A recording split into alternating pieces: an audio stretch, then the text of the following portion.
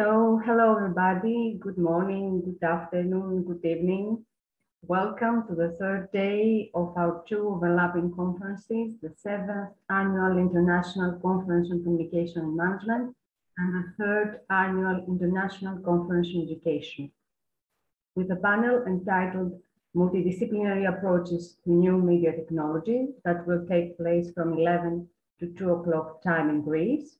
We will have a break between 2 and 3 o'clock before the workshop entitled Reimagine a Blended Learning Framework that supports the vision and market needs, led by Jamie Kelly, Director, Digital School Awards Ireland, and Matt Kogaz, Assistant Professor and Academic Coordinator, University College Dublin, Ireland. I will ask presenters of the first session for the day to respect the time. I remind you that we have a maximum of 15 minutes to present and 5 minutes for interaction. This is a quite impressive session with great research papers. So we are here to prove that we can collaborate and make this work. We can open this session with Professor Kanarikolas, with whom we will lead together this session. Sophia? Thank you, Margarita. So should we wait 2 more minutes and see who else logs in? I think Katerina can start, so we can gain 2 minutes because it's a quite impressive session. Many okay. Definitely. Well, we can start with Katerina. So, well, thank you very much, Margarita, for asking me to chair this session as well. It's my great pleasure, and welcome everyone to the third day of the conference. So we're going to start our first session with Catalina Diamandaki, who is the Assistant Professor in the Department of Communication, DARY, the American College of Greece. And I'm not sure if her partner, George Kiparisiadis, her colleague, is here as well. But if not, it is a combined presentation, and he is also an assistant professor at the same university and in the same department of communication. Their session is titled, We Should Be Talking About This More, an empirical examination of stress-related content on TikTok. So I hand over to you, Katerina. Katerina, are you there?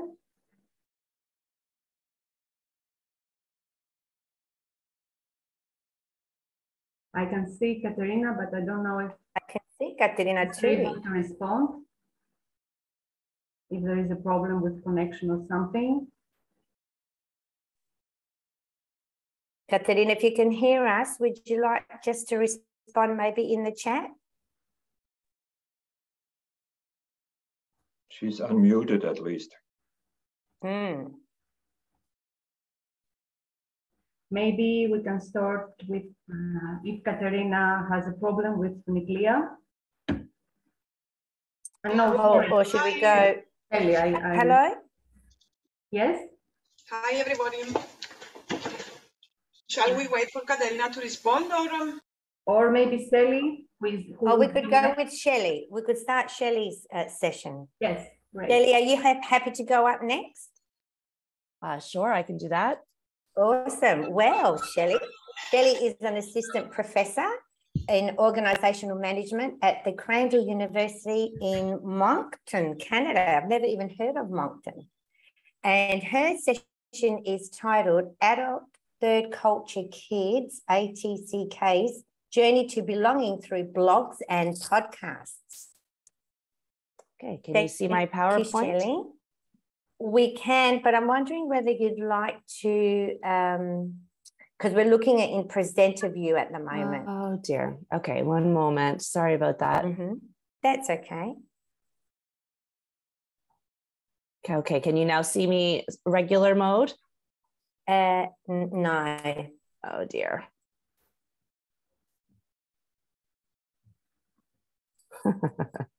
I apologize for we had guys. that. So that's okay.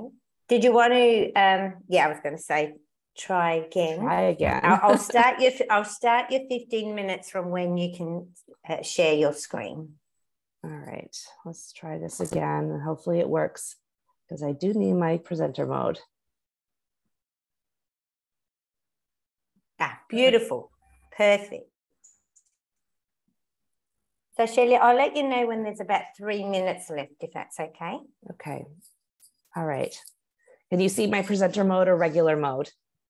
No, regular mode. Beautiful. Okay, perfect. awesome. All right, thank you. So thank you for this opportunity to share with you today. I am presenting my research paper entitled Adult Third Culture Kids' Journey to Belonging Through Blogs and Podcasts.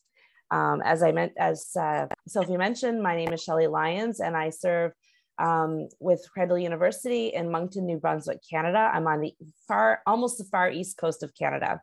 So I'm getting closer to Europe. So, all right, so my agenda for this morning is I'm going to introduce the topic by defining what adult third culture kids or ATCKs are. And I'm going to discuss the topic of belonging in relation to ATCKs. Then I'll describe the methodology for the research, including an overview of the blogs and podcasts that I used, and then talk a little bit about the findings in relation to the objectives. Not belonging is a terrible feeling. It feels awkward and it hurts, as if you're wearing someone else's shoes. Phoebe Stone. So I'd like to get started by telling you a little story about John. John is a 35-year-old Canadian business professional. He lives and works in Toronto. He spent his childhood and teen years in 3 different countries: a war-torn country in West Asia, where his parents served as missionaries, Germany, where he attended boarding school, and Canada, where he spent vacations and the odd year here and there. He is an adult third culture kid, or an ATCK. Once he graduated from high school in Germany, he came to Canada to attend university. It was a difficult transition, but it helped considerably to attend a transition retreat before he started university. However, over the next few years, his childhood experiences, moving around so much, living in a country that constantly had political issues and strife, living away from family during boarding school, and now again while he was in university, all of these experiences started to catch up with him. Often he felt out of place with his friends. When they asked where he was from, he quickly realized it was much easier to just say the Canadian town he visited on vacation than to try to explain the other countries where he lived. Their eyes would either glaze over with disinterest or when he launched into stories of his childhood, and some would actually think he was bragging about his experiences. Then he also started questioning his faith. The accumulation of unresolved grief from too many goodbyes and losses had taken their toll. And because this grief was a result of God sending his parents to another country, led him to feeling anger and resentment towards God and a realization that he didn't believe everything he had been taught. As he started to deconstruct his faith, he was left with a gaping hole he didn't know how to fill.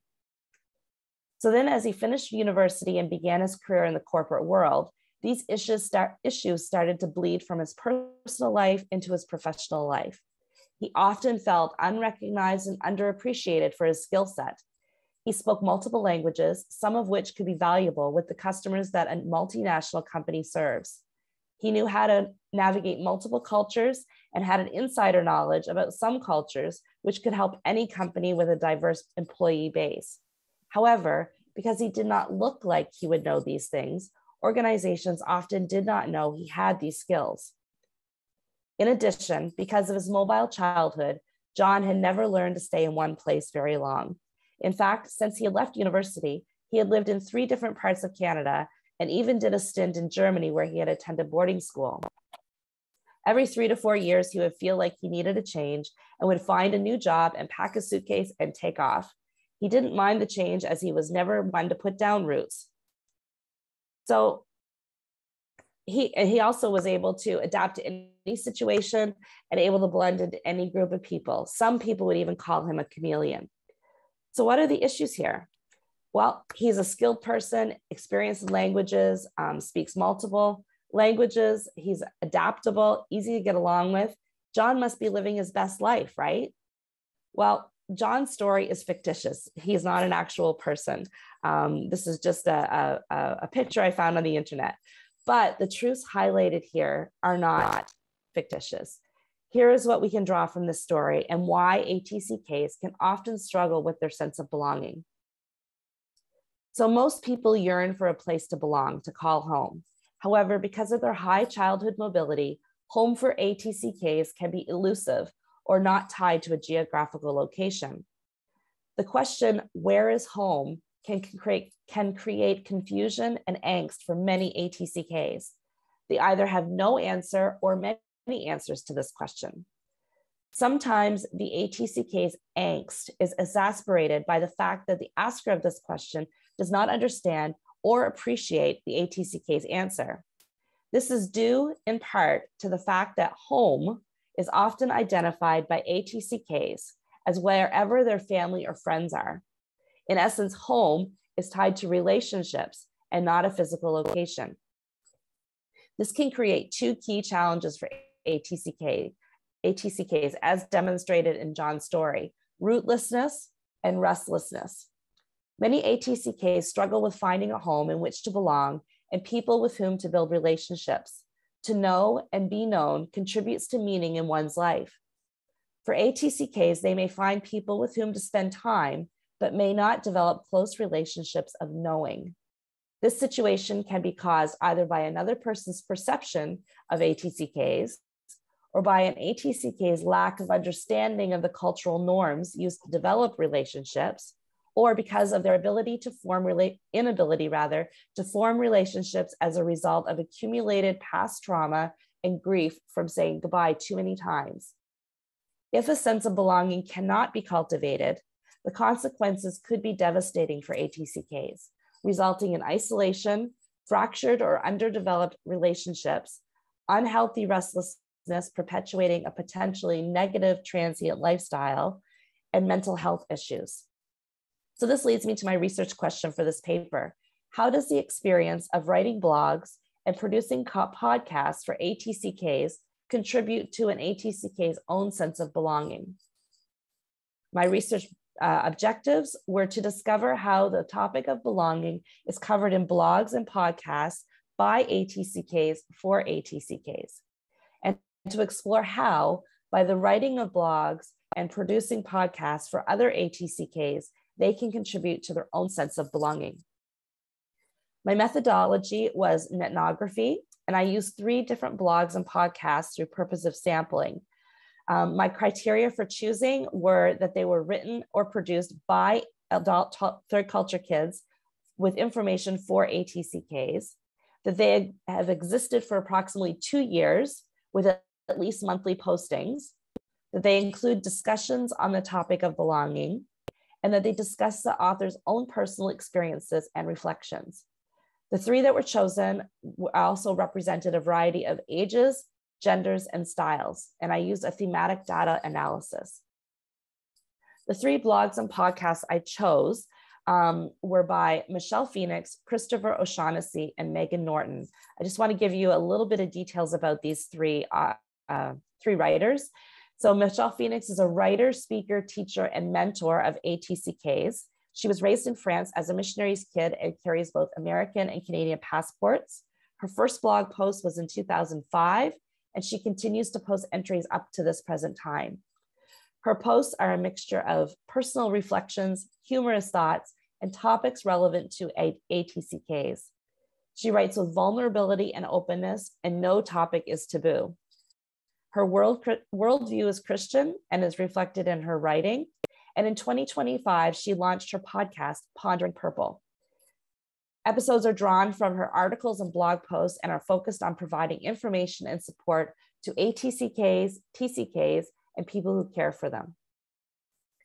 Christopher O'Shaughnessy is a speaker, comedian, and author. He was raised in the UK as a military kid of American parents. His first blog was in January of 2020, and he is posted in both written and video format. His style is both humorous and personal, and always enthusiastic and upbeat. In October of 2020, he teamed up with another gentleman who's an expatriate to produce a podcast called Diesel and Clooney Unpack the World. It's still being produced to this day. The podcast explores many topics, but focuses mainly on ATCKs, TCKs, and expatriate experiences. Lastly, Megan Norton is a TCK a mentor and advocate, an intercultural communication trainer and consultant, teacher, and writer. She was a diplomat's kid and has lived in 10 countries as a child and an adult. Her first blog was in August of 2017, and she continued to post entries up until last fall. Her writing has expanded since the first posting, both in length and content. And she began her podcast in November of 2020. It's called A Culture Story. And she asked guests to share one culture story from their own life and then answer 5 quick fire questions. So one common theme that that arose from the thematic analysis was the ATCK's difficulty to define home. In one podcast by Norton, she asked every guest to complete the sentence, home is. The answers given by guests who were ATCKs were reflective of this phenomenon of home is where you are, home is everywhere and nowhere. It is where you love and are loved back. Home is where you hang your heart. Home is where people accept your flaws and accept you. Home is with those you love, and home is where family is. You see the common theme with all of them. All of these answers resonate with Michelle Phoenix's ideas that humans need to be known, loved, and touched. A life lived without these basic needs results in feelings of loneliness, isolation, and being unheard and misunderstood. Another challenge connected to belonging, which also crosses over into identity, which is a whole other topic, is called constructed marginality. This was outlined by Chris O'Shaughnessy in his video blog. ATCKs can become so convinced that they do not belong that they move through the world always looking for confirmation of that fact. They believe that if they have no one to listen to their story, and they feel unseen. Their TCK identity proves to them that they are different and unique, but can also have the negative reaction of causing them to believe that no one can understand them, resulting in a terminal uniqueness. They need to understand a balance between being unique and being human like everyone else. They also need to recognize that being a TCK or an ATCK may not be an identity so much as a description of an experience they can choose to attach to themselves or not.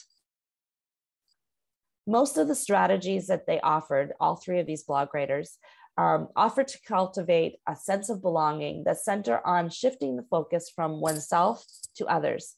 Empathy was a common theme. Yes? There's 2.5 minutes left. Thank you very much.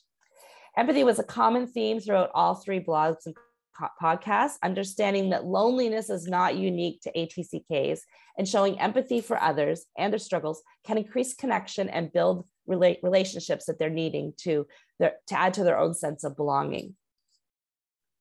Fourthly, all 3 authors note that ATCKs are often known as bridges of connection. So they live in this place of mostly belonging, which makes them feel like they do not belong anywhere, but it also allows them to straddle multiple groups of people and be bridges of connection. The challenge, as highlighted by one of the podcast guests, is that people don't often stay on bridges. And this purpose of bridges to connect, often the bridges themselves remain lonely. So recognizing whether the authors and producers of the blogs examined had cultivated their own sense of belonging was not blatantly obvious. The only mention was by a guest on the podcast who said that producing his own podcast was therapy for him. So despite these 2 themes gleaned from their suggested strategies for others, also pointed toward the development of their own journey. So we see that as they were able to express empathy and kindness to others and build connection and build relationships, it actually mitigated their own belonging. They're all public people, and they were gather with like-minded people, and were able to actually mitigate that sense of belonging by building these relationships. The other part was sharing their own stories. They were all very willing, excuse me, to share their life and their struggles openly. And this actually caused them to mitigate their challenges of belonging as well, which was actually a good thing that contributed to my research. So this is how I used netnography to determine whether writing and producing podcasts for other ATCKs can mitigate their own sense of belonging. And I'm very looking forward to any questions that you may have for me in regards to this research. Thank you. Perfect. Thank you, Shelley. Your presentation has generated a lot of discussion in the chat. I think it's like an amazing piece of research, but I'm going to hand it over. Carl's got his hand up already, so I'll pass it over to Carl for any questions that people might have. But congratulations, it's just amazing. Thank you, Sophie. Carl. Yeah, thank you very much and good morning to everybody, especially to those who struggle with their own belonging, as you have coined it, Shelley. So, and that leads me to some thoughts, maybe even a question about ethnography at the end. Let's start with the thoughts. Is it a kind of homelessness you are, or they are referring to, or is it not understanding what home for them may mean much more than a place? As you said already, much more as a physical place, much more than a space.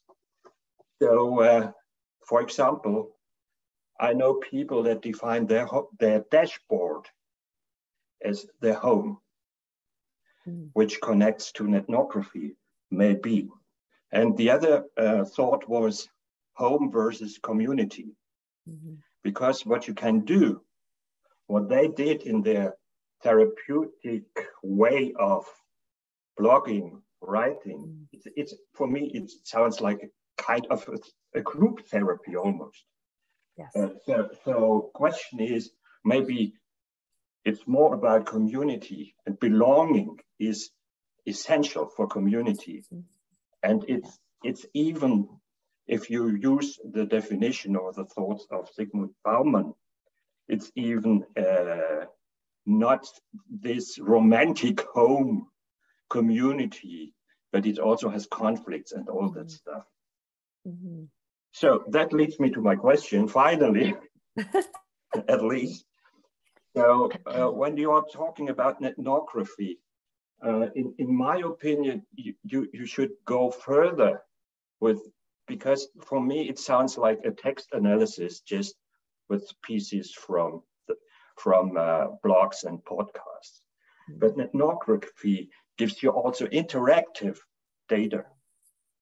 It gives not only text data. So who is reacting on whom? How many answers, questions, interaction is going on? Because the interactions, as you said, and the relations are interesting to construct this new form of belonging and home. So, Shelley, would you like to answer those questions? There's a lot of them there. No, maybe choose the one last that one, you think is just the last one. Okay.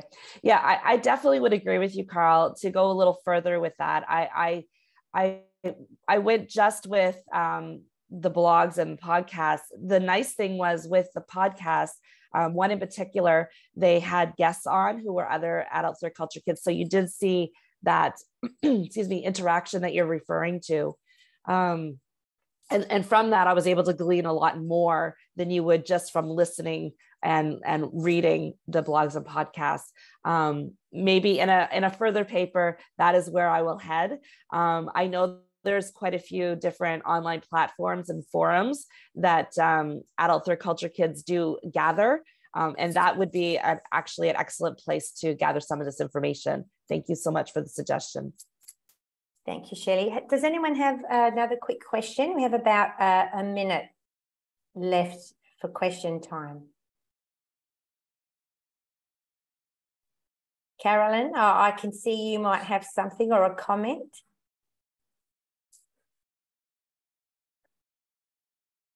Oh, that's the issue. I always have something to say, Sophie. No. I know Shelley, this rings with you. Yeah, I am very fascinated with your work, Shelley, and trying to think of brava to you. I'm trying to think of a quick question in 1 minute. What surprised you the most in the research findings, Shelley? I think a couple of things maybe didn't surprise me, but I didn't have the language for them. One was that constructed marginality. I had never heard of that before until I started listening to it. And this idea of recognizing that you don't belong to the extent that you're always looking for places where you don't belong.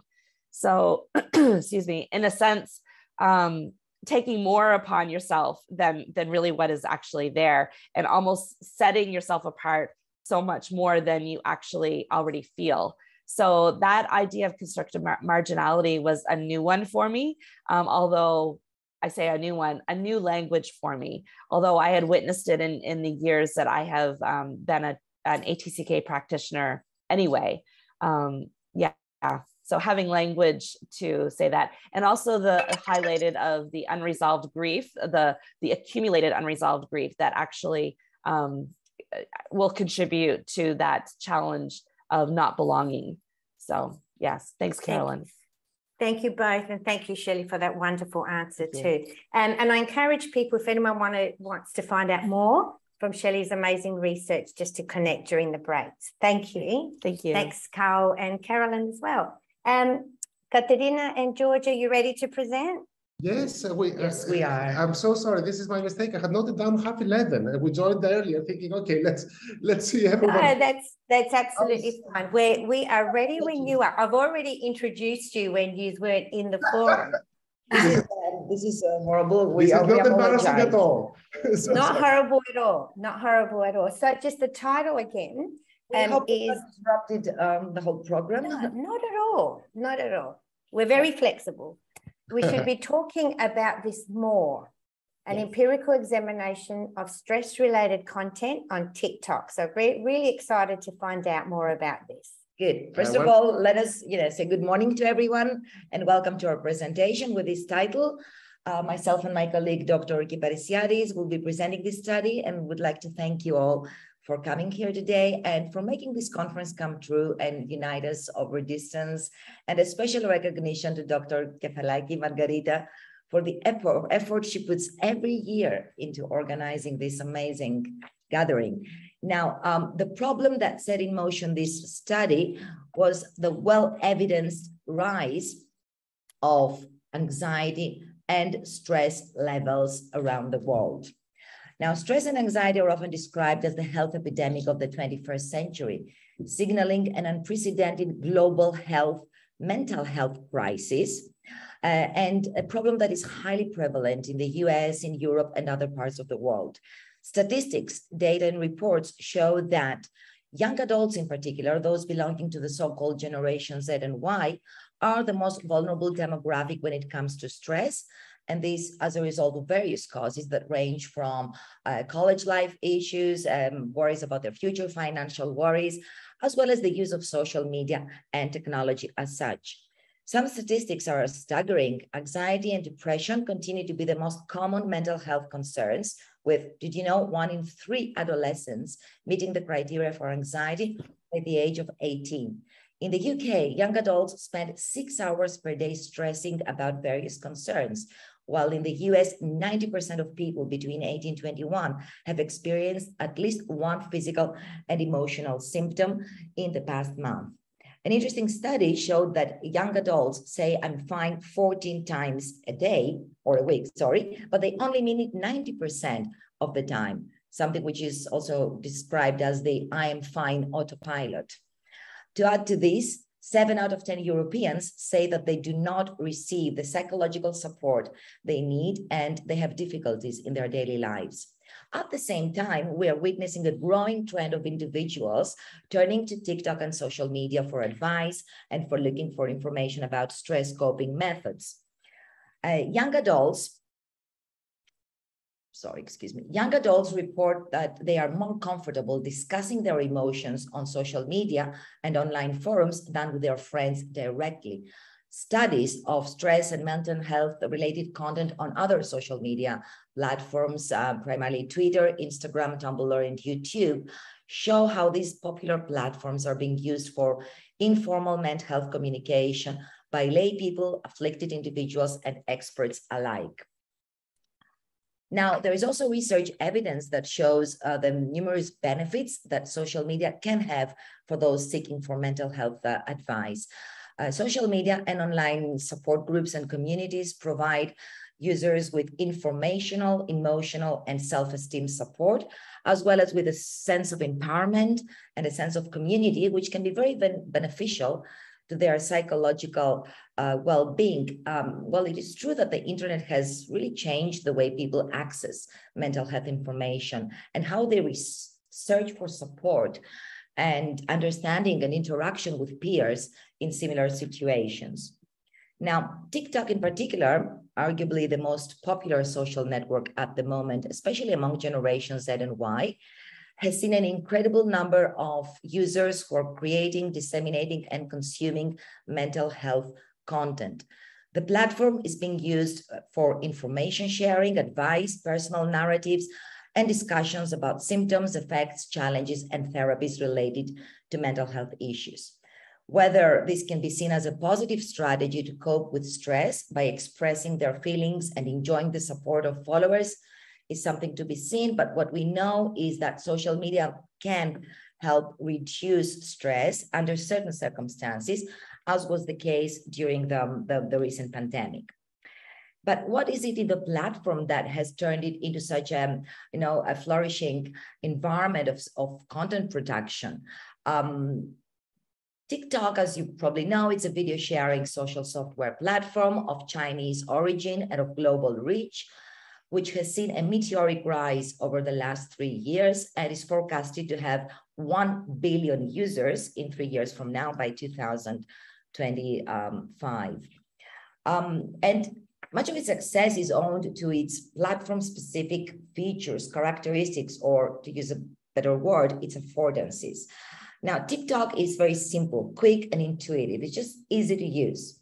It has an immersive interface with those full screen videos which are playing automatically without any distractions, with the continuous stream of scrollable content and exciting music and soundtracks.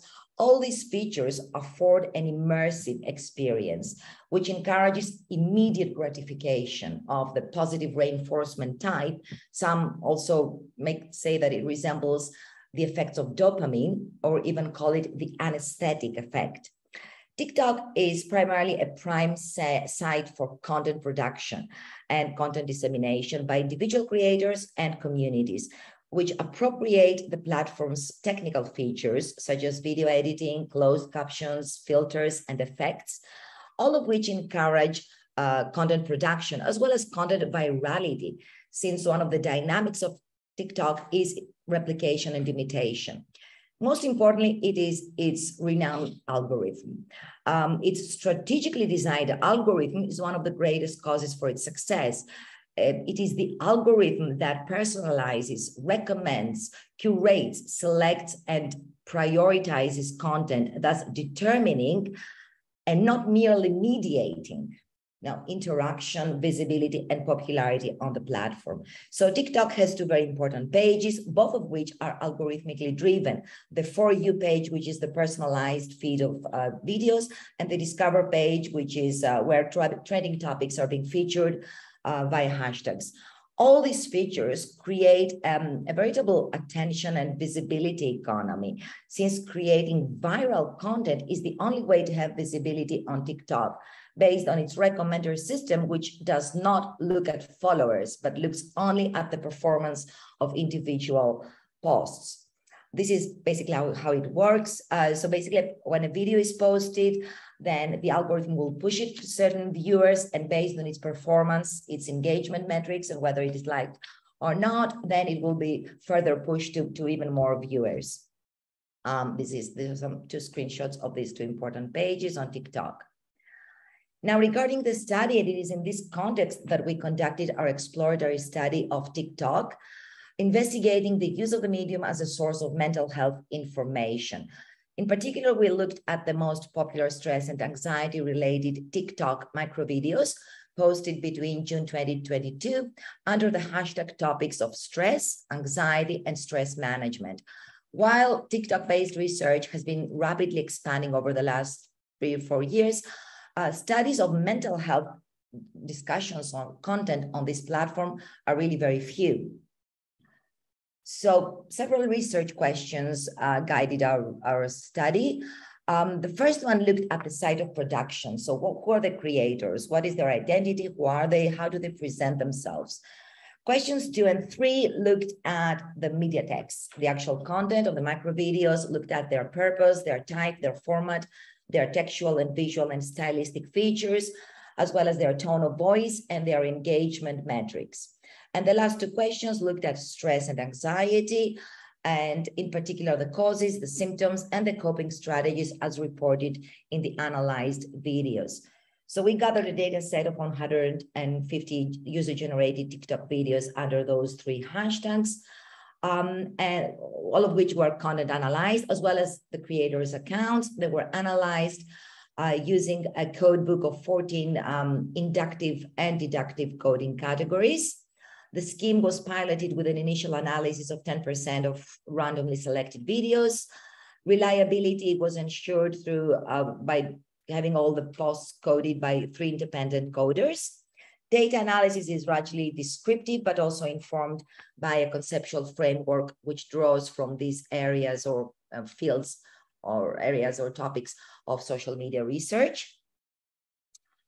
So here you can see the coding scheme with the categories and the subcategories in each one of the 3 areas or themes. And before I give the floor to my colleague, let me just clarify the difference between those 2 key concepts that we have been using, stress and anxiety. Now, there is a very fine line between those 2 concepts. They're quite similar. Both denote emotional psychosomatic responses to external stressors, and both exhibit more or less the same psychological or emotional symptoms. However, anxiety is considered to be more severe, more chronic, more generalized, and more pervasive, whereas stress is more short-term. While stress management has been described as the use of specific techniques or strategies for relaxation, for breathing, to deal with stress-inducing situations and the state of being stressed. But now let's move on to the findings, George. Thank you, George. We have 5 minutes left. 7. Let's go for 7. I'll be reading, so it will be much faster than just improvising. So I will be presenting to you the findings, our key findings, which we have grouped under the codes that my colleague presented earlier. First and foremost, we considered which videos the platform chooses to serve when researching the topic and the hashtags on the platform. And the majority of the videos were popular with an average of 5.5 million views, almost 1 million likes.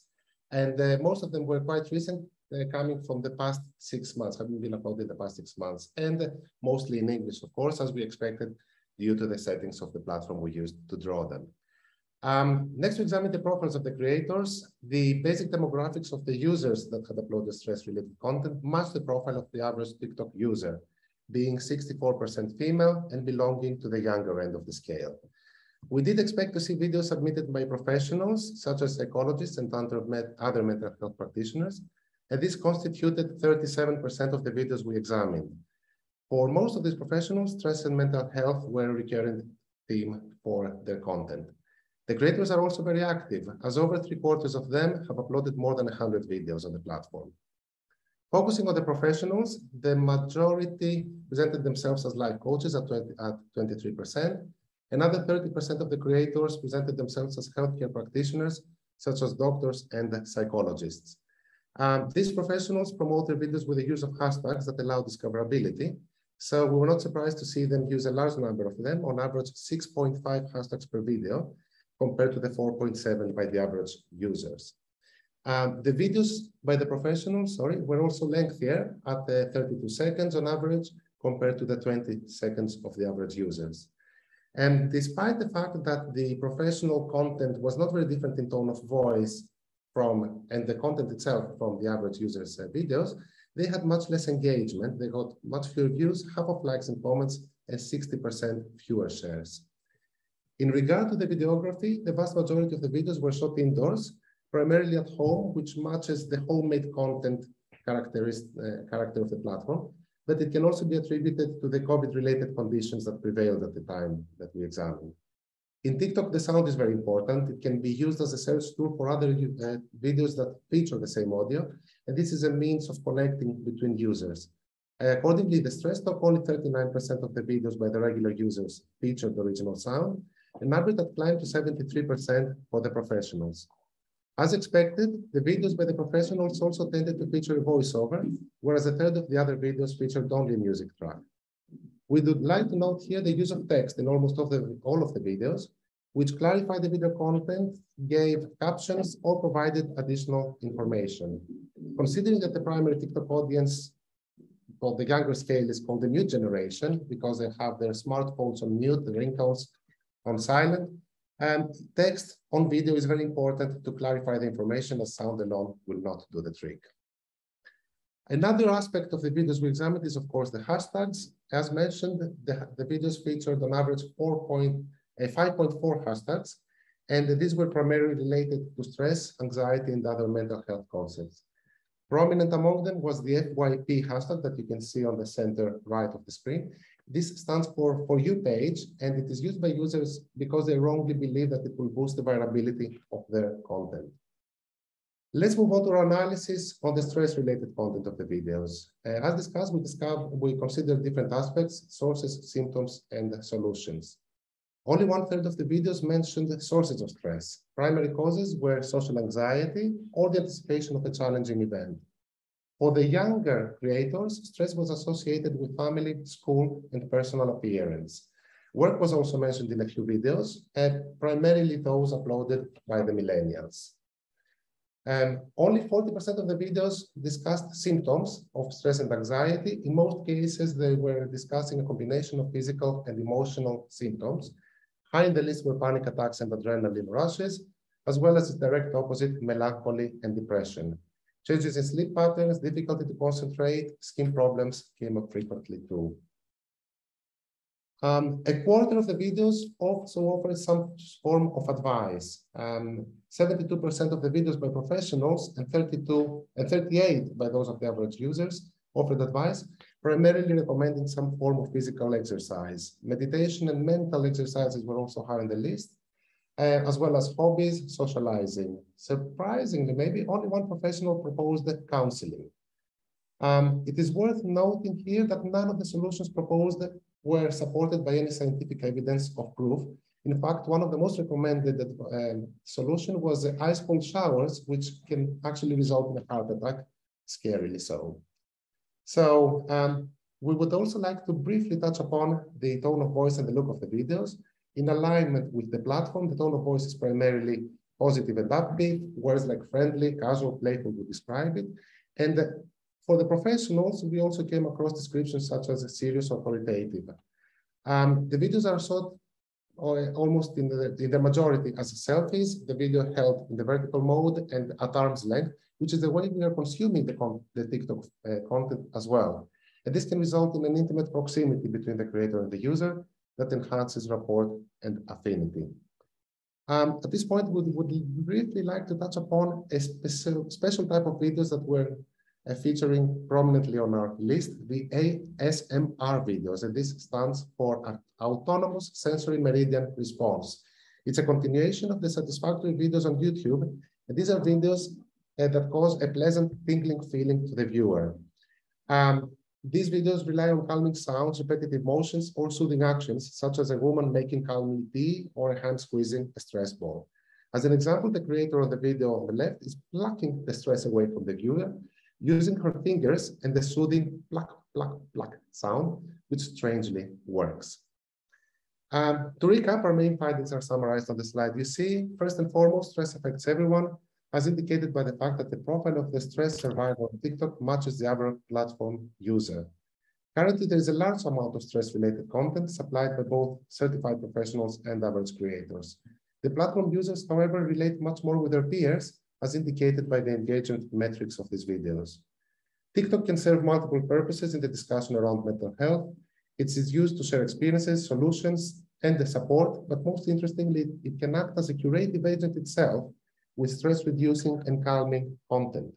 We believe this is an area worth examining further, especially considering the high engagement and rapport built between the creators and the user under the stress talk umbrella. We do have some methodological limitations and also many ideas for further research that came up when we were doing our research, but I believe we've run out of time. Someone will start throwing things at us. List of references. And thank you very much for your attention. Thank you very much. And if there are any Thank you. questions, Thank you both, Catalina and George. An amazing presentation and quite a relevant and remarkable piece of research. We've got about a minute and a half. If someone has a very quick question or any comments anyone would like to add. And we only just now looking at the charts. Thank you very much for the comments and the very interesting insights coming up as with the realization about the profile user. Yes, skewed towards women, true. And that applies to most of the social media platforms.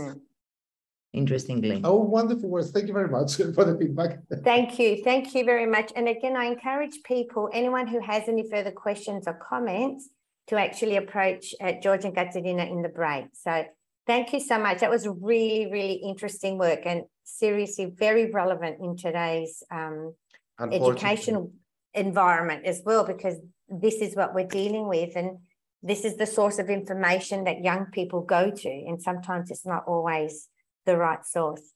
Yes, I can add to that. We are going to continue. We're thinking of applying, doing this research with college students, with that kind of population, to be like have a more specific study looking at college. That would be really good. Really relevant. We look forward to finding out more. Yes, thank you so much. Thank you. Thank you so much. Thank you. Brilliant. Again, it's fantastic. And, you know, this second presentation really matched very well with the first one. So wonderful work. It's now my pleasure to introduce Niklia Dogleus, who is the Associate Professor in Educational Technology and a very good friend of mine. And she's also the head of the Distance Learning Committee and co-founder of the Robotics Academy from Frederick University in Cyprus. I had the pleasure to catch up with Niklia earlier this year. Her presentation is Educational Robotics and Programming and the Development of Higher Order Thinking Skills, the case of the Robotics Academy at Frederick University. Very excited to hear, Niklia. Hi, everybody. Nice to see you all. Of course, I'm really nice to see again Sophie and Margarita. And I would like also to thank Margarita for all of this effort to put the conference together. And hopefully next year we will meet in person. Okay. Now the presentation is a bit different from the two previous ones. But again, it's dealing with how do we educate our students as future citizens. The presentation is quite big, but I will try to pick the important ones because I wanted to provide an overview of some of the research that we did at the Robotics Academy the past years in relation to the skills that we want to develop for our students, specifically higher order thinking skills. I will start. I'll let you know when there's 5 minutes left so you can time yourself. Yeah, 5. Okay, cool. Thanks, Sophie. Okay, I have some slides at the beginning that I really like to show. Here it says JIT grammar. It's not that hard. Go into settings, select Wi-Fi. Select it, tap it with my finger, oh my God, any finger. And the other one, it shows, like the kids, the mom asks the dad, how do you think my first day of kindergarten went? And the boy says they didn't even have a Wi-Fi. So this kind of show us what kind of students we have to educate. This is our students, technology is their reality. I guess lots of us have seen live these pictures. These are the digital natives that we have from kindergarten up to higher education. As an educator, I feel that there is quite a gap there between the students of any age and us. And it's important to try to close this gap. And to kind of be more close to their world, the world that they are living in order to motivate them. And one more thing, to add before starting to argue about robotics and how robotics develop 21st century skills and higher order thinking skills is that a recent research says that 65% of today's graduate school kids will end up at jobs that haven't been invented yet. So this is another issue that we need to think of how much important it is to learn from them and try to be part of their world. Now, why do we integrate robotics and programming into the educational practice? Do we think that everybody will become computer scientists, everybody will become engineers, or they follow STEM careers? I guess you know the answer. The answer is no. But there are lots of other things that we do achieve through robotics. And we all know what we mean by higher order thinking skills, and we based on Bloom's taxonomy, and we mainly focus on the skills of creating, evaluating, analyzing, at some points applying. Along with these higher order thinking skills, there is a lot of literature dealing with the 21st century skills that they have been outlined by various researchers, and we can find in the literature different lists of what we mean by 21st century skills. Some of them, I'm just highlighting some of them, such as communication, collaboration, critical thinking, problem solving, knowledge construction, creativity, innovation, self-directed learning, flexibility, global citizenship, leadership, and digital literacy.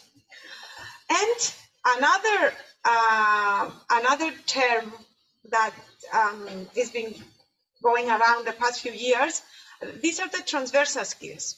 Some of them are kind of overlap with the 21st century skills, with the higher order thinking skills, that I feel the higher order thinking skills is kind of the umbrella that puts everything together.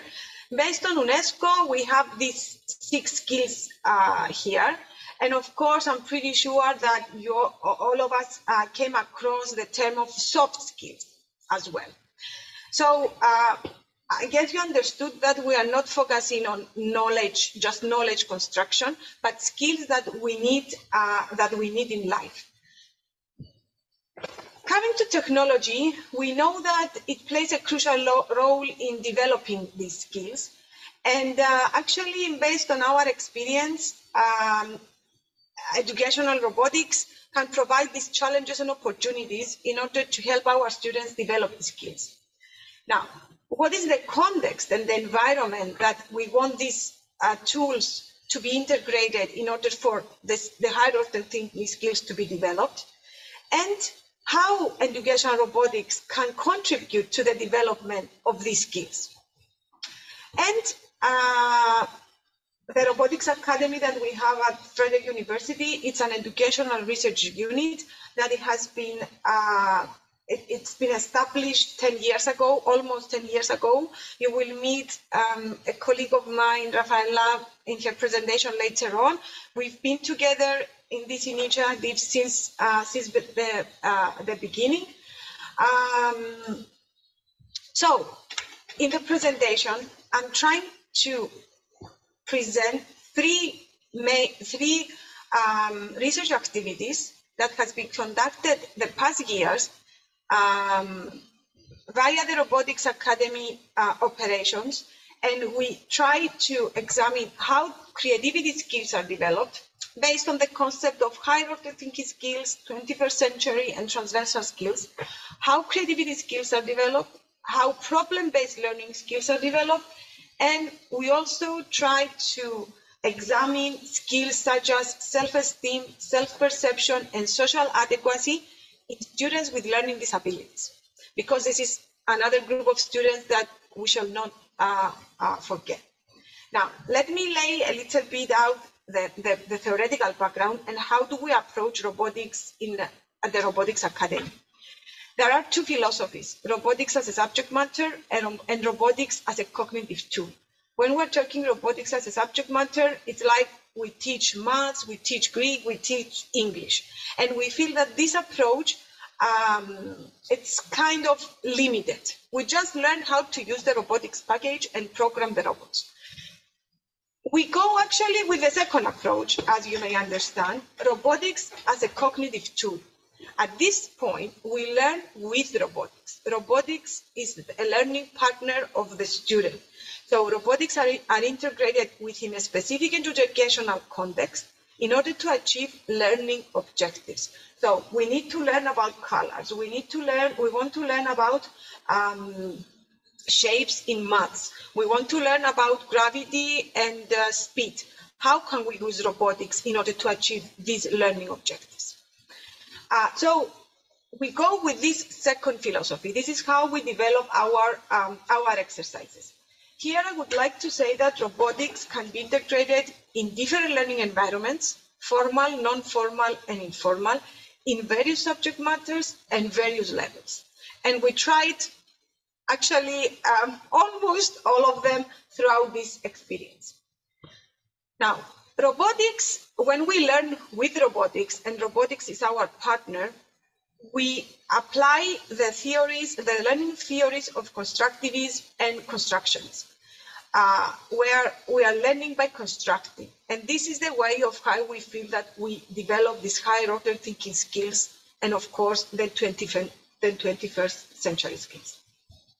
Now, given the Robotics Academy that this all came from, either in the non-formal environment where we have workshops for kids in the afternoon, or within the formal environment of elementary, secondary, and higher students, we have conducted couple of surveys.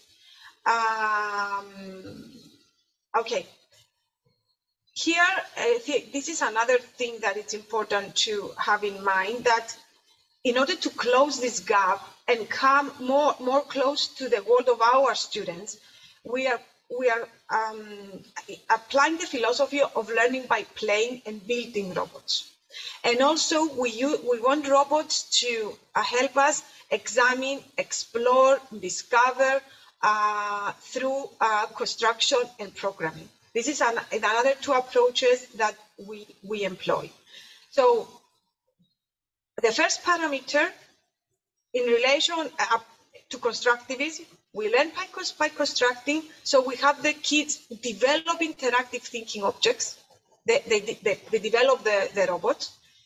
And of course, if we want to have the robots as our partners, learning partners, we want the students to use the robots. And of course, as educators, we design the appropriate learning environment for the students to achieve specific learning objectives. It's not about the robot. It's about the concepts that we want to achieve. Okay, the curriculum is based on different hands-on, technology-based, unplugged activities.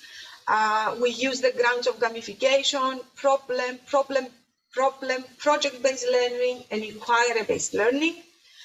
And of course, we use various robotics packages because we want the kids to have to experience a lot of them. It's not about the package. It's about the philosophy of achieving the learning objectives.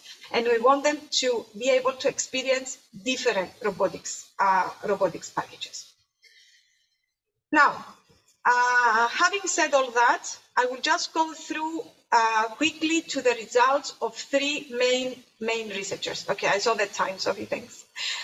Now, the first one has to do with creativity. What we did in this part, in this research, within our courses, our workshops in the Robotics Academy, that means in a non-formal educational setting, we wanted to see if creativity is achieved by employing our curriculum. In order to do that, we of course used the Torrance test of creativity thinking. This test, it's an old one, but it's a very good one in order to measure creativity. It has 5 dimensions, 13 creative strengths. We gave it to our student. It has 3 non-verbal activities and they needed actually about 40 minutes to complete it. We had 32 students, and we used SPSS to analyze the results. What we have seen here is that we have statistical significant differences in 3 components: originality, elaboration, and resistance to premature closure. And it seems that gender doesn't play any significant role, but age and grade do.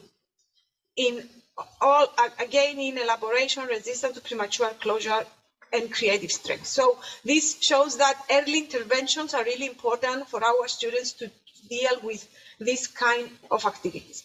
And another positive result, there was an increase in all of the 13 of the creative strengths between pre and post measurements. Some basic findings is that there is a positive influence of students' creativity skills by experiencing robotics, and it's possible to be applied within the educational practice, but of course we want a well-designed curriculum and of course very well-designed activities and learning environments. And it doesn't have to do only with STEM subjects. We can apply it outside STEM subjects like geography, history, languages. Now, problem-based learning skills. At this point, we use the approach of PBL, and we wanted to examine if creativity, innovation, critical thinking, and collaboration can be achieved, this time in formal educational settings, in 2nd and 3rd graders within various disciplines. We had 43 primary students. Of course, we had on board their school teachers, and we had classroom interventions of using robotics. They were given, 3 different questionnaires: innovation, creativity, collaboration, critical thinking. We took the questionnaires from the Back Institute of Education. They were translated and pilot tested in Greek in order to be able to provide it to the students. Pre and post measurements were given to our students. Of course, we had observations, focus groups. Okay, the results. Students were involved and they enjoyed the whole process in regards to robotics. They were motivated, interested. Learning by playing was promoted. Their excitement was obvious, and we were able to see the student-centered learning environment to be developed. We can see that the development of all skills were achieved on a satisfactory degree, but collaboration skills were not developed at the same point, since we had some minor conflicts within the groups, and we didn't have any significant differences in regards to gender. Okay, now in order to move on to the last one, about the self-esteem, self-perception, and social adequacy to close the session. Our main aim is to, we focused on students with disabilities. We went to an elementary school where they had a unit of students, and we got a permission to be able to have a series of interventions. And we hypothesized that the educational robotics intervention would lead to significant increase in self-esteem, self-perception, and social adequacy. And we checked age and gender, and we wanted to see if there was a difference between students with dyslexia and ASD. Okay, we had 6 students. It was a very small group. That's why we have non-inferential statistics taking place: 3 with dyslexia and 3 with ASD. Now, we had positive influence in the majority of the self-esteem parameters. The self-perception and social adequacy, there were some positive influences, but in fewer parameters. And we also gave a delayed post-test that showed the same results as the post-test. That means that actually our results were quite good. Okay, I will go to the conclusion. There were positive impacts from the robotics curriculum to self-esteem, self-perception, and social adequacy. And this is very important for students with special needs because it kind of prevents to have learning blocks and difficulties and boost their motivation actually for learning. But we want to repeat this research for students in the mainstream categories, not only with special needs. And to close this presentation, I feel that there are plenty of arguments of why we want to integrate robotics in our classrooms. And of course, it's not for having everyone in the engineering and STEM careers, but it's for actually preparing them for the future. I feel that it's our duty to provide youth and our students with these opportunities and experiences in order to adequately prepare them to successfully survive in this challenging, rapid changing society. Thank you. And I'm very sorry if thank you, Niclea. I've actually taken time up in the question time because I thought it was actually very significant, particularly the last piece of information looking at the students with special learning needs. Yeah.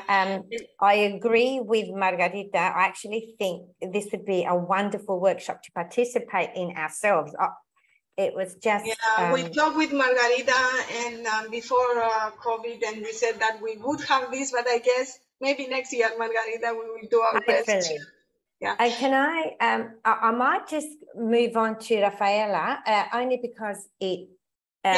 Sophia, I just want to say one more thing.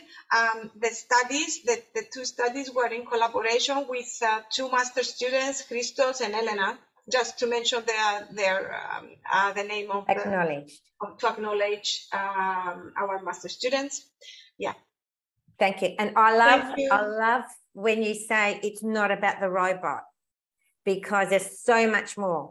And it's not about the tool, it's about the good instructional design underpinning all of that. So congratulations, wonderful. Rafaela, you're next.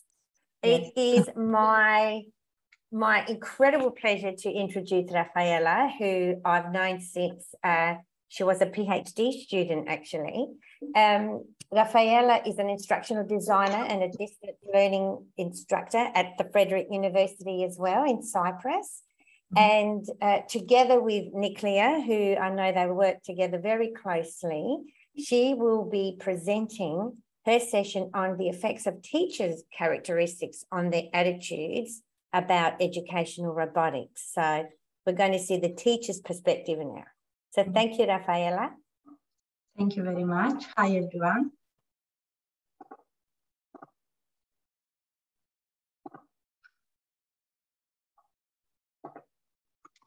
Can you see my screen? Perfectly. Nice. So this study presented the effect of teachers' characteristics on their attitudes toward educational robotics.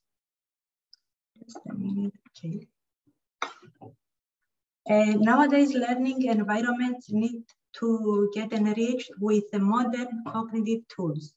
The learning and interaction among students that took part in the learning process enriched with technologies such as robotics helped the use of technology in class grading. Technology as a helpful tool plays a very important role in the learning process. The introduction of STEM education, and especially the implementation of educational robotics in primary school, has drawn researchers' attention. Now, educational robotics is an approach consisting of a combination of knowledge from various disciplines such as mechanical engineering, electrical engineering, IT, communication, and psychology. Educational robotics consists of a set of educational activities that reinforce different areas of knowledge and skills through the construction, programming, and operation of the robot. Robotics can be integrated into many learning contexts as innovative educational tool in various pedagogical approaches so as to motivate students to learn. It's a new way of learning which offers to students the opportunity to develop high-level skills or 21st century skills, as Nicholas said before. Therefore, it's required from the teacher to change the traditional teaching approach, the boring one, to a more modern digital approach where the teacher will be the facilitator of student learning and interaction. The teacher's confidence in using technology is an important variable in teaching learning process. A possible reason why teachers don't use technology as an educational tool is because they feel uncomfortable when they teach using technology due to their lack of experience and skills. Teachers' fear regarding educational technology can significantly impact their confidence in creating digital educational experiences focusing on STEM. In this sense, any new technology can be successfully implemented and sustained when teachers feel confident with the technology they use. The teachers feel at a disadvantage when the students are more familiar with technology than them. However, teachers recognize the benefits that technologies can offer to the whole educational process. Therefore, lack of self-confidence in teaching with educational robotics leads to the avoidance of technology usage in the classroom. Now, technophobia is a discouraging factor that prevents the successful application of technology in any field. Technophobia can be thought as a fear about a device, such as computer or maybe a robot, or technology in general. Technophobia brings negative emotions like stress and anxiety. However, stress in regards to technology use is a factor that can be changed through the acquisition of knowledge, experience, and professional development training. The results of studies highlighted that the teacher's intention of not using technology like robotics in their learning environment is closely related to their anxiety. More specifically, teachers feel that they live in a STEM-phobic educational system. Lack of knowledge and experience regarding the use of new technologies, such as robotics, is an important factor that affects the use of new technologies in the educational process. As a result, many of the teachers don't fully realize the educational benefits of technology due to their possible ignorance. Due to the lack of knowledge, now many teachers feel anxiety and fear regarding the use of new technology in their daily teaching. From various factors examined, it appears that the teacher's experience with technology and the degree of readiness to use the technological tools have significant effects on the integration of technology in the classroom. The professional development programs for teaching robotics train teachers how to integrate robotics as a learning tool into different fields like history, geography, math. Creating professional development program in STEM is the best way to increase teachers' confidence about ER. Research has shown that after teachers participate in educational robotic professional development training, acquire knowledge in a short period of time, and they are able to recognize the educational value of educational robotics. Psychologists define attitudes by categorizing into three domains: the cognitive domain, what I believe about something, the affective domain, what I feel about something, and the behavioral domain, how I react to something. These three domains can measure the multidimensional term of attitudes. Teachers' attitudes towards technology and the level of readiness to use technology were the two most important parameters related to the integration of technology in the classroom. During the learning process, teachers are the key persons for creating an interactive learning environment to integrate educational robotics activities. Teachers' attitudes towards new technologies influence how teachers will integrate technology into their lessons. Now let's move on to the methodology of this study. The above literature review and the findings indicate that there are many factors that influence teachers' attitudes about ER, such confidence, anxiety, lack of skills, education, and knowledge. The following research questions are posed. How do the characteristics of educational teachers affect their attitudes about ER engagement? And how these characteristics affect their attitudes about ER integration? Stratified sampling was applied with the aim of obtaining a representative sample. In this study, all teachers were stratified according to the town where they work. The schools of every town were randomly chosen. The researchers visited 27 schools in Nicosia, 5 in Famagusta, 11 in Larnaca, 35 in Limassol, and 14 in Paphos. The number of schools visited was proportional to the data collection. And the data was collected via a quantitative approach. The participants were asked to answer the questionnaire. The questionnaire used in this study consists of 3 parts. Part A included questions about demographics.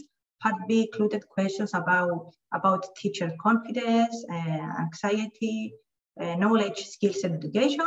And Part C included questions about engagement with educational robotics and the integration of educational robotics. In the present study, 376 teachers for the primary education from several schools located in Cyprus participated. The sample consisted of 79 men and 297 women. In terms of the age, the largest percentage of the sample belongs to the age group 36-44. They are followed by the age 23-35, and finally the age group 45-59. Regarding the data collected from the questionnaire, it was analyzed through SPSS statistical package, more specifically through descriptive and inductive statistics. Initially, a factor analysis and internal consistency study of this research tool was carried out, and the questions were answered with 2- and 3-way ANOVA. Now let's see the results of this study. Rafaela, there's 4 minutes. Okay, nice. According to the responses of the teachers who took part in the research, it appeared that they didn't have confidence about their technological skills regarding the use of robots. The majority of teachers stated that They didn't feel safe about their ability to construct and then to program a robot. Also, there was a large percentage of teachers who felt that they wouldn't be good at using a robot. In addition, it appeared that teachers don't feel confident in dealing with the use of educational robotics, since, as stated by a large portion of teachers, they will not be able to solve any problem that may arise while working with any robot. As you can see, there was statistically significant interaction of the two variables, confidence and anxiety in the sample regarding the engagement with educational robotics and regarding the interaction of educational robotics. Now, regarding the knowledge of the teachers about the integration of educational robotics as a learning tool, the vast majority stated that they had lacked knowledge since most they had never come into contact with robotics educational package. Also, it was highlighted that they had a lack of knowledge in constructing a model, a robot, and in programming. Also, the majority appeared not to have attended educational seminars on various topics related to educational robotics, even though they didn't have any prior training in educational robotics matters, and they stated that they would like to take part in educational robotic training issues and learn how to integrate educational robotics into their lesson plans. Here we can see that it was statistically significant effects of the three variables, knowledge, skills, and education, regarding the engagement with educational robotics and the integration of educational robotics. And the conclusions, let us now to the paper objective, which was to examine the combination of the characteristics that an ER teacher could have in order to be productive. The CARE study was examined how teachers' confidence about their technological skills, anxiety, knowledge, skills, and education influence teachers' attitudes towards the integration of educational robotics in the learning process. And the results shows that the effect of stress on teachers' attitudes is statistically significant. Teachers' perceptions of trust in technological skills influence their attitudes towards the integration of educational robotics. And one of the reasons why teachers do not use technology as an educational tool is because they do not have positive perceptions and therefore feel uncomfortable and stressed. Technophobia has a statistically significant effect on teacher attitudes about robotics. Teacher skills and knowledge in building and programming robots has a significant effect on attitudes of teachers regarding AR. And the most experienced and trained teachers have more positive attitudes as far as the integration of educational robotics. Thank you very much for your attention.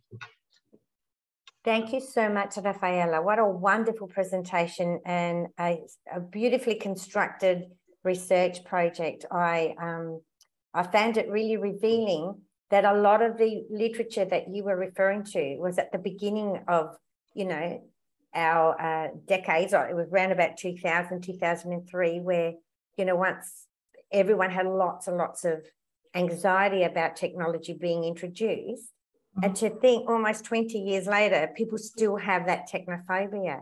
And, with something as advanced as what you and Nuclear are doing, I can imagine the importance of building that teacher capacity. We've got about 4 minutes if anyone would like to ask any questions. Or anyone would like to give some comments, some verbal comments. There are many comments in the chat. There's lots of comments. Everyone has been very impressed with both of all the presentations, but especially the robotics, I think, is something that's quite new for a lot of people. Vanessa, are you there? Did you want to mention anything? Because you're also heavily in the area of teacher capacity building.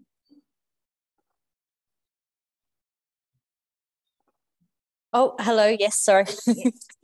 I am here. I'm still eating my dinner though. So am I. That's okay, secretly. I just wanted to say that it was fascinating, and I am actually going to go back and rewatch the video of it because I've been distracted, and it is exactly my line of work, and I really want to pay this session a lot more attention. So yeah, really interested in what was presented and want to go slowly through it all again. Thank you. Okay. Any other comments or questions? Can I just interject? Can you hear me? We can hear you, Siobhan. No, I was just going to say it was a very enlightening presentation because I guess as a younger teacher, it's easy for me to forget, I guess, that there are other teachers that haven't grown up in the technological era like my generation did. We were on the cusp where by the end of high school, I was experiencing learning with technologies. And by the end of year 12, the projector screens had gone out of the classroom and we started having, audio-visual technologies that were integrated with our computers. But that only happened towards the end of my high school era. So I guess the point I'm trying to make is that presentation shed light on the fact that not every teacher is sort of at that stage. And it is very true, even when I'm thinking about the kind of pedagogies I'm using, because it's so integrated with technology, it's not something that I can just expect that all teachers in a community would be able to pick up. And it's really important that maybe teachers create their own sort of workshops, and how we expect kids to teach kids, because that's more powerful. Teachers maybe could create some more communities where they're teaching each other how to navigate these new technologies. Brilliant, absolutely. Rafaela or Niclea, would you like to say something? Just based on what Siobhan said right now, we shall not expect from every teacher to be able to integrate technology. I mean, we need to try to change maybe some of their beliefs and some of their attitudes, but some of them can do it, some of them cannot, and it's fine because maybe they focus on some other things. So it's important to try maybe to eliminate this technophobia and work on it as much as we can as universities and professional development training centers. Wonderful, beautiful. Well, thank you so much. Thank you, it's brilliant.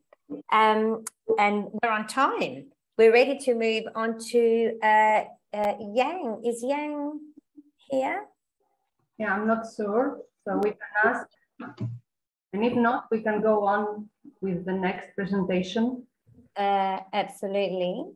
Which is Badmathanabam.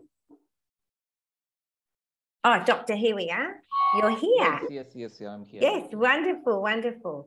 I'd like to introduce Dr.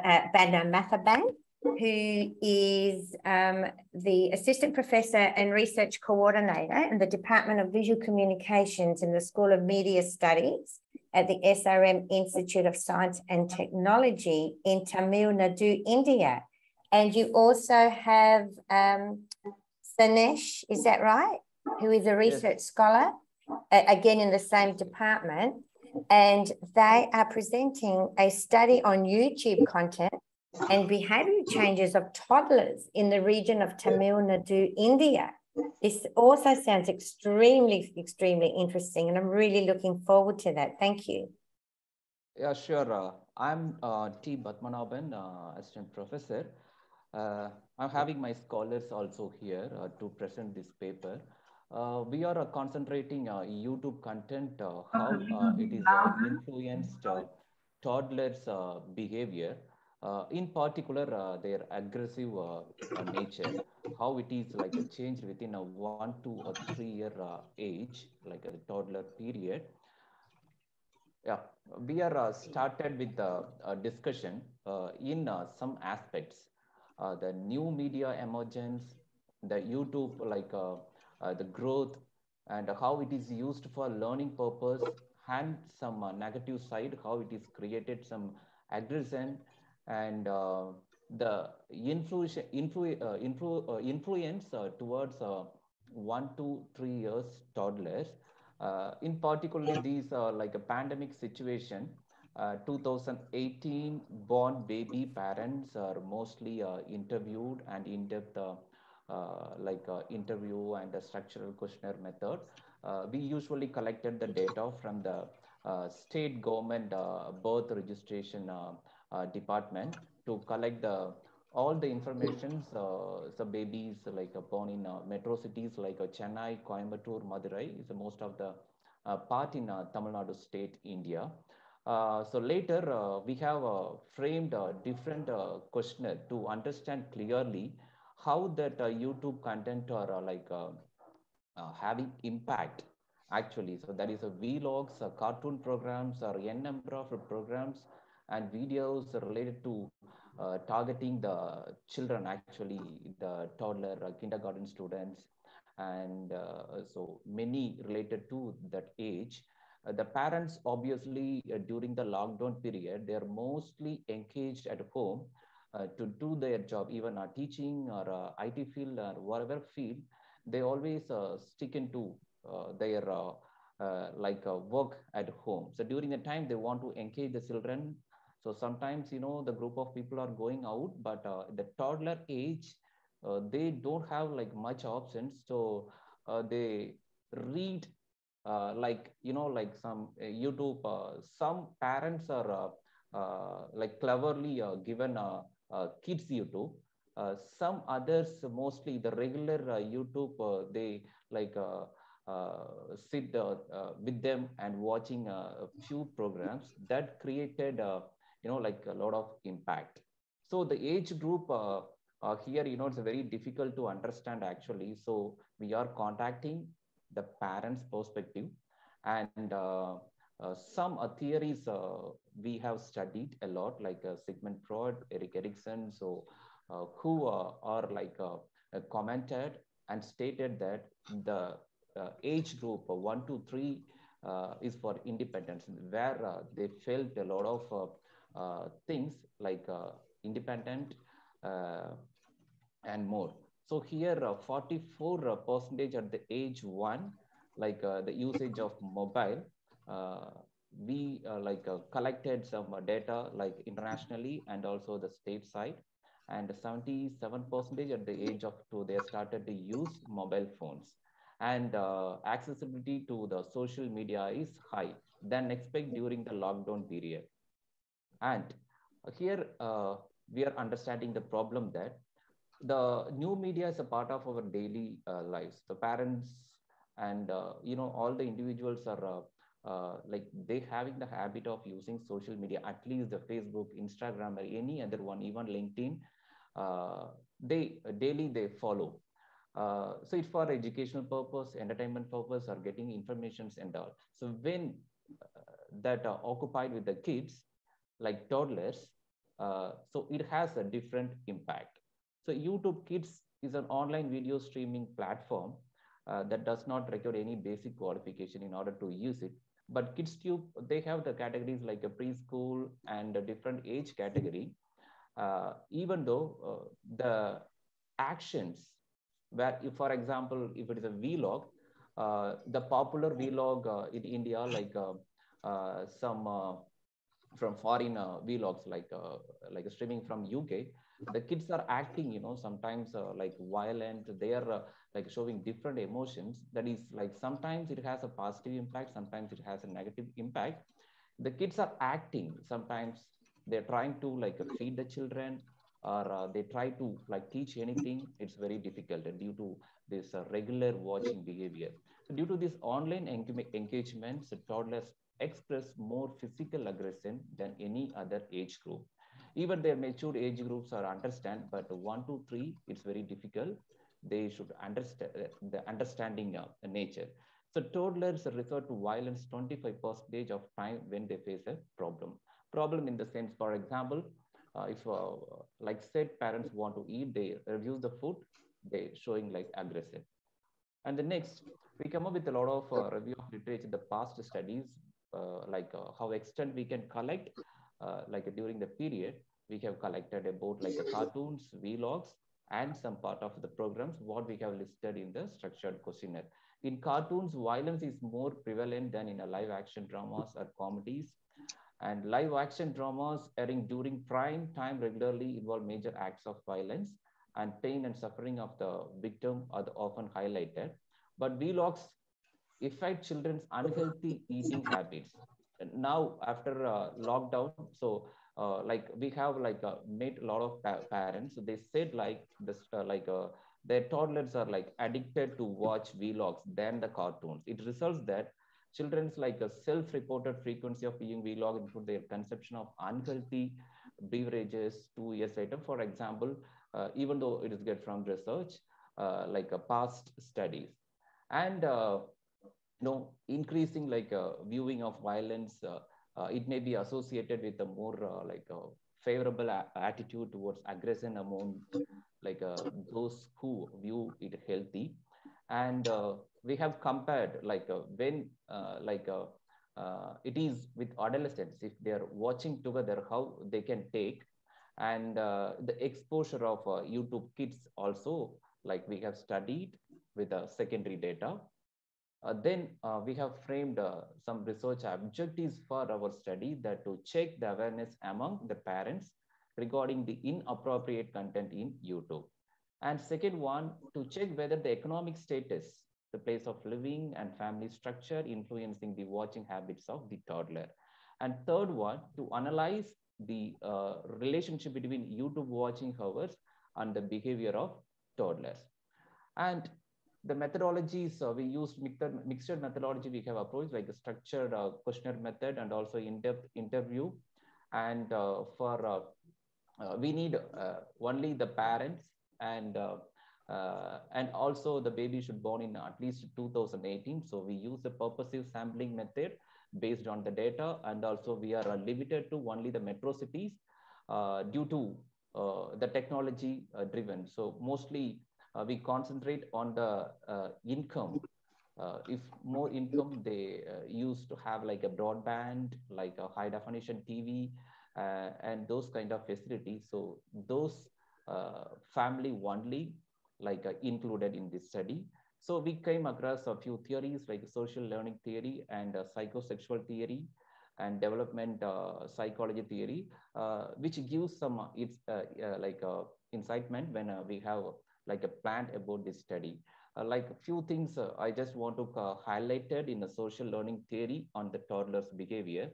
It is proposed by Albert Bandura. Like, like this theory, the importance of observing, modeling, and imitating the behaviors, attitudes, emotional reactions of others, which is like highly observed like by the toddlers at the age group of 1 to 3. So when we are sitting with our toddler and watching any programs on TV, that also they're observed and act. And development psychology theory. So this theory, it's about scientific approach, aims to explain growth and change, like developmental psychology. For example, when we are like studied about Sigmund Freud, that anal stage. So during the time, so even he learns so how to it gives self-confidence actually. So that actually I mentioned like that during the anal stage of psychosexual development, the libido becomes focused on the anus, and the child like derives great pleasure from defecating. So importantly, the child is now fully aware that they are a person in their own right, and wishes can bring them into conflict with the demands of the outside world. So here they can started to understand themselves even like 2 years or 3 years. So which gives more positive side to do this analysis. So some results I just want to show you here. Example. So first one shows awareness about YouTube, or second one shows accessing YouTube, the percentage level. So excuse me. Yeah. Sorry. Yeah, percentage level, like 83% of parents are aware of the violence and inappropriate content for kids are available in YouTube. So while they are watching the inappropriate content, so maybe they are aware or unaware during the time. So among them, only 24% of parents are applying in their kids watching habits. And second one, the influence of economic status. So it is income based. We have created questionnaires based on economic status of the respondents and YouTube content influence based on the economic status. There's two so graphs, you can check here pie chart. So 55% of toddlers are often imitating YouTube characters. So whose parents' income is over 50K per month in a INR. And 50% of toddlers are often imitating YouTube characters whose parents' income is over even a 41K to 50K in Indian money. And 33% of toddlers are often imitating YouTube characters, so whose parents' income is even over 16,000 to 14,000. So here income doesn't matter. So almost in India, 80 to 90% of the households having the broadband connection, smart TV connection in the metro cities and semi-urban cities. So everyone is used to watch YouTube programs or live OTT platforms, mobile phone, TV, laptops, and their devices. And next one. So the influence based on a place of living. So place here played a major role, even though we have some selected questionnaire from out part of a city. So here 25% of toddlers are using mobile phones over 5 hours per day. So living in urban area. So 28% of toddlers are using mobile phone 3 to 5 hours a day living in urban area. And only 13% of toddlers are using mobile phones over 5 hours per day living in a rural area due to the free schemes of government. So government are establishing digitalizations even in the rural areas. So now they are part of using mobile phones, not a TV, not a broadband connections. They easily access through the mobile data, through the service providers. So their toddlers also used to watch YouTube content. So influence based on family structure. So family structure also important matter. So in India, there is a nuclear family and joining family. Joining family, we cannot predict how many persons are there. So if it's a joining family, so take caring is there, like a grandparents or a siblings or sometimes cousins and all there. But in a nuclear family, only the parents. So they are more important here to study in a metro cities. So 23% of toddlers are using mobile phones over 5 hours in a nuclear family. 23% of toddlers are using mobile phones around 3 to 5 hours daily in nuclear family. 50% of toddlers are using mobile phones around 1 to 3 hours in a nuclear family. So relationship between watching hours and the influence of YouTube in a percentage hours. So when the watching hour increases, the effects, imitation and behavior changes also increased. And I came to a short conclusion. So most parents are aware of inappropriate content on YouTube, but they are not applying their toddlers watching habit. For example, inappropriate content maybe comes through advertisements or the streaming the next video. Sometimes, the children, the toddler or the watching the TV, the parents are doing other works.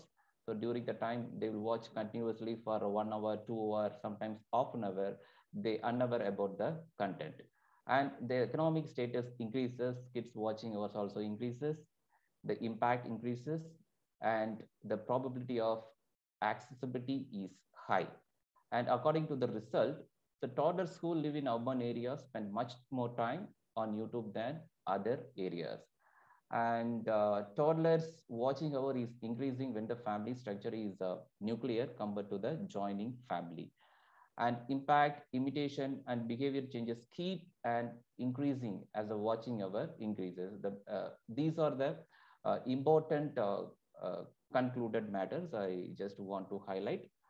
So this is about the purpose, like would you allow the kids to watch YouTube? So like the differentiations here, like kids to learn, kids to eat instead of paying outside. So what is the purpose they are allowed their kids to watch the YouTube channel?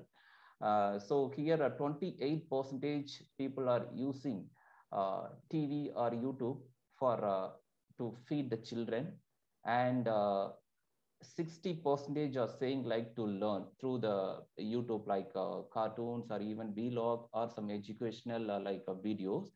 And sometimes to restrict the children's playing outside, so during the lockdown period, they are like offered the YouTube to watch. So this is our major results. So thank you for the opportunity, Communication Institute of Greece and the organizers, ICCM2022 and EDU2022 and all the participants. Thank you. Thank you so much, Dr. Padmanabhan and Sanish, who I'm gathering has assisted in this research. It's an amazing research. It's astounding, you know, what the results have been for these toddlers. I'm actually, it's just a completely different time from 15 years ago. The amount of time they spend on their mobile phones, 1 and 2 year olds has actually really shocked me, to be honest with you. But I want to, we've got quite a little bit of time. So has anyone got any questions or comments I'd like to add? Someone asking, like the data with me, the parents' income is very impressive. The impact of money and the country like India, this is a general impressive. So definitely, I just want to, if you are allowed, I can state a few things. Absolutely, that would be wonderful. Yeah, after the lockdown period, COVID-19 changes a lot in India. Almost all the households like having internet connections, you know, even government ready to offer different services, and even that OTT platforms with a cheaper rate, and even like 20K, 30K, like 1,000 income also, like having all the facilities in India. So even it is upgrading to the rural area also. Absolutely. So yeah, so you would say that COVID's had a very big impact on this, this behavior of toddlers. Yes. And I guess that makes sense, you know, if people were also, you know, constricted with movement and they lived in small areas and small spaces, it would have been a way of coping, I guess, as well. Yes, wonderful, incredible research. Any other questions or comments?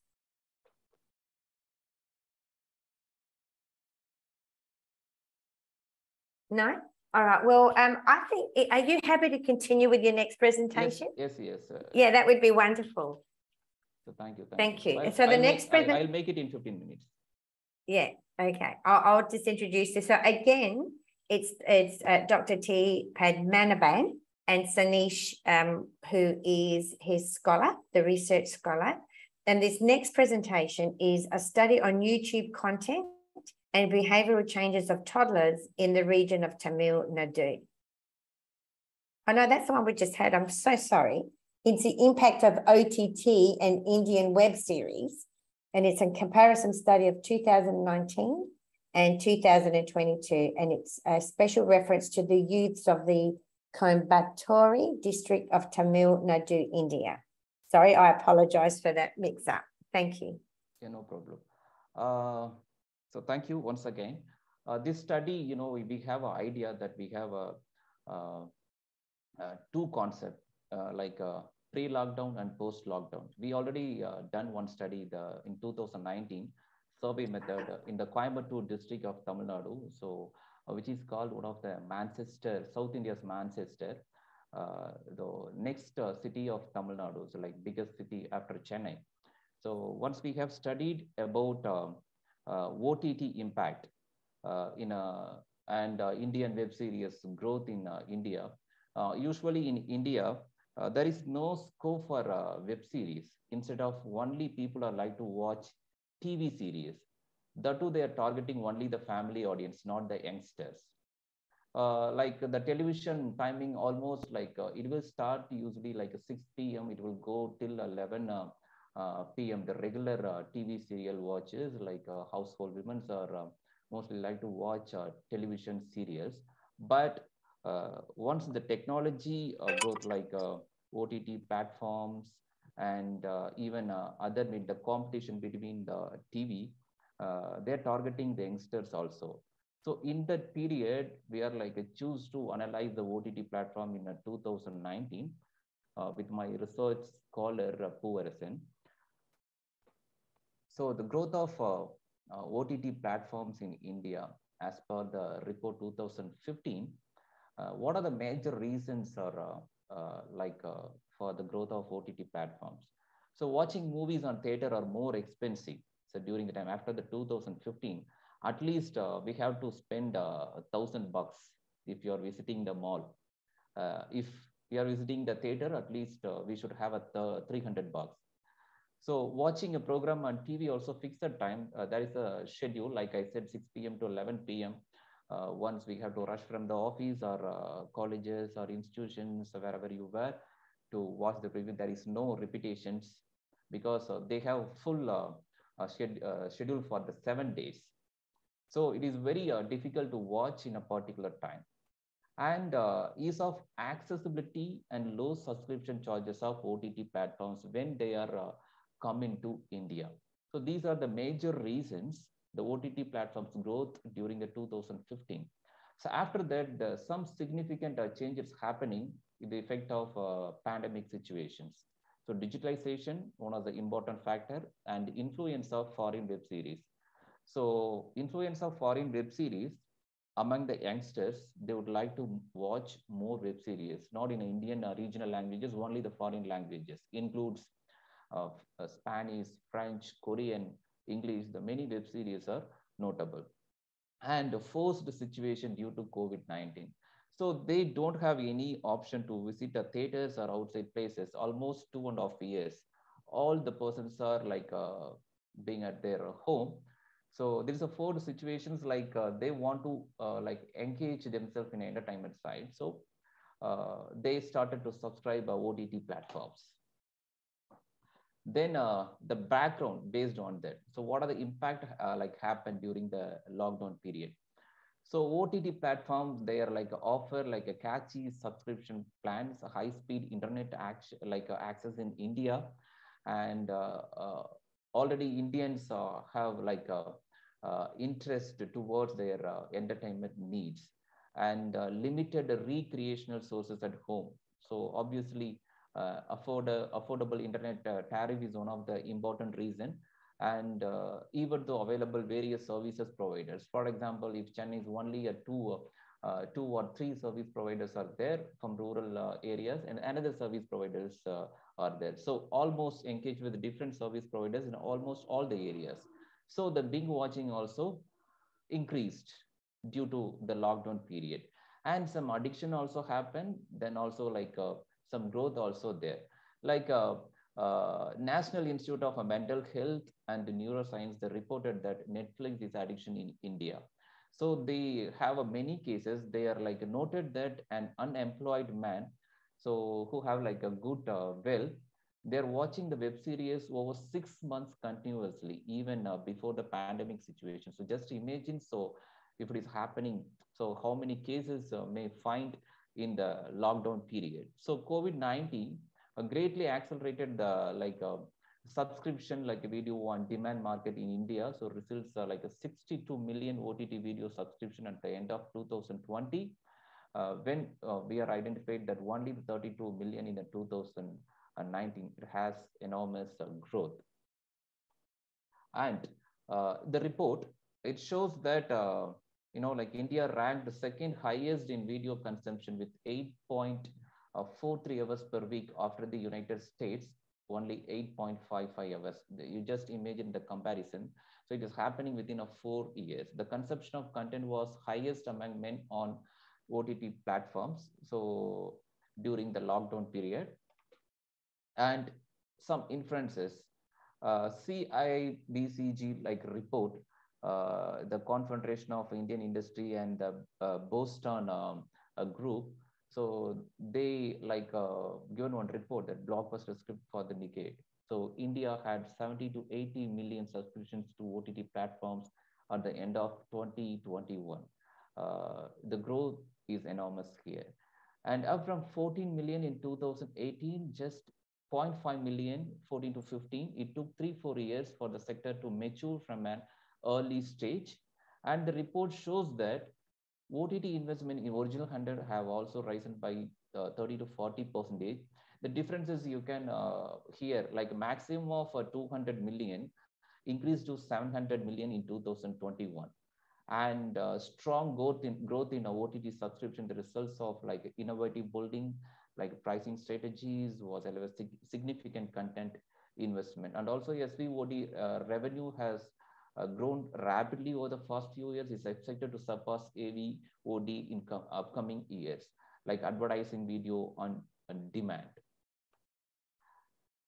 Review of literature, some highlights, we have analyzed how the web dramas are influenced and new digital platforms, how they are taking places. So a lot of studies are there, and wireless mobile platforms, like a space for exploring world's content, globalization, post-national television, how the people can watch global content through OTT platforms, how that content are effective, addiction, or how they are continuously watching, how online platforms have emerged alternative medium to television. So now almost many people are not watching the TV. They are only having the smart TV, watching all the OTT platforms, YouTube, Netflix, Sony. Many OTT platforms are there in India, even in different regional languages. Online audience responses are higher than TV in recent years. Short duration web series attract more audiences, and streaming online has opened up many opportunities for the new players. So many web series are coming up in regional languages. So many genres concepts were created. So they have the space to purpose. So previous, it was very difficult to meet the film industry. Now they have a OTT platform. They are easily made and released. So consumer perceive online video platforms here important, that is different from TV. So online video platforms more likely to be used when they satisfy their needs. So OTT actually satisfy the consumer needs than the TV. So you can select your programs to watch. So user generated content is important here. So since Netflix entered the Korean media, so found by Kim and Chung, there has been significant increase in the number of viewers watching content through OTT services. So they decided, so what is the need for the Korean people? According to that, they have made a different programs that was identified by Kong in 2018, and need for the study. So popularly, web series after the pandemic created scope for analyzing the audience interest on OTT, the growth of web series. So nearly 29% of Coimbatore youngsters subscribed OTT platform in 2019. Maybe they don't want to fear to missing out some important programs or the movies or web series on the OTT services. But the researchers compared the data 2019 and 2022, the OTT usage collected in the pandemic situation. So what is the impact and influence on the Indian web series? So we have framed the framed the objectives. To purpose of this study is to analyze the factors that influence the conception of web series by young Indian audiences to find out what platform they would prefer to watch web series, to find out what genres they would prefer when watching web series. And this research aims to compare and to understand the subscription level of OTT platform between the years 19 and 22.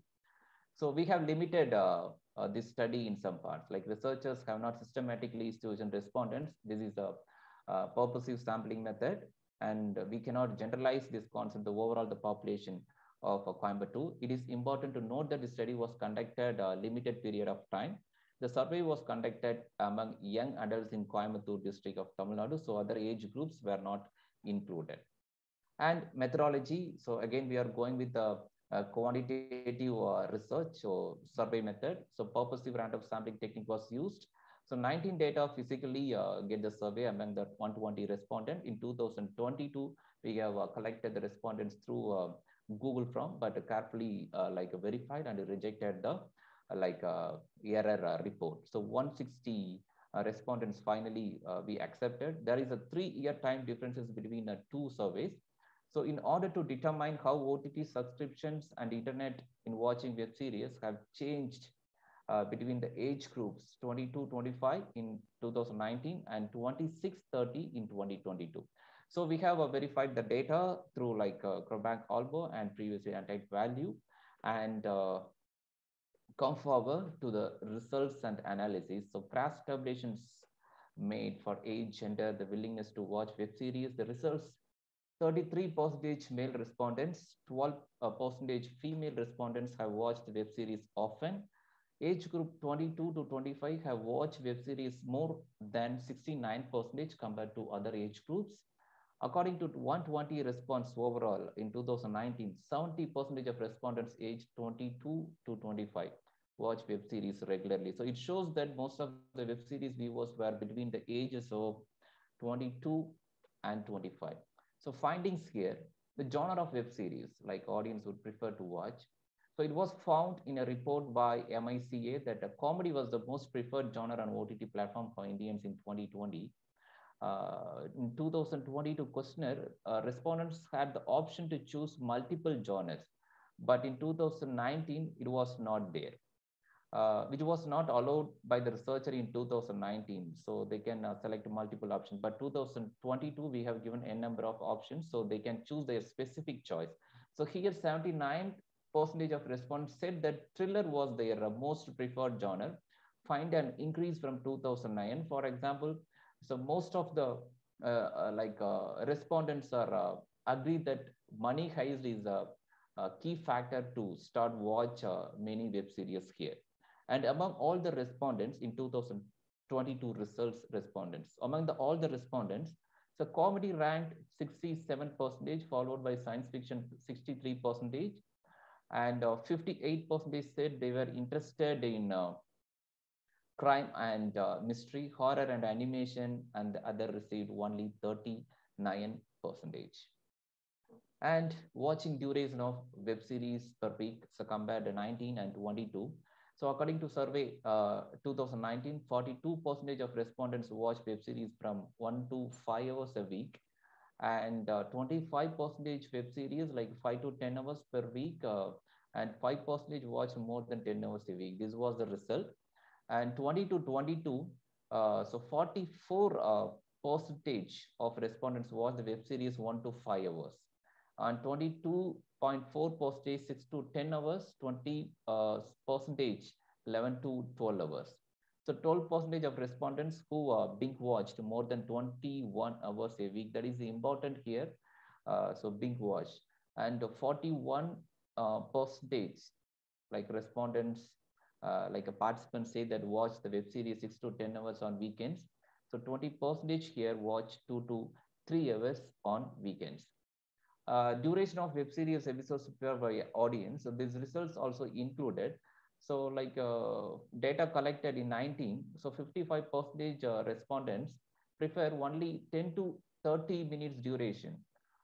They would like to watch, and 30% preferring 5 to 10 minutes, a short videos. So similarly, the data in 2022, almost 55% of Coimbatore youngsters preferred single episode, like lasting at least 10 to 30 minutes holistically overall. And according to the reports, the 15% youngsters considered webisodes that are almost 1 hour in duration. So they preferred a single episode duration.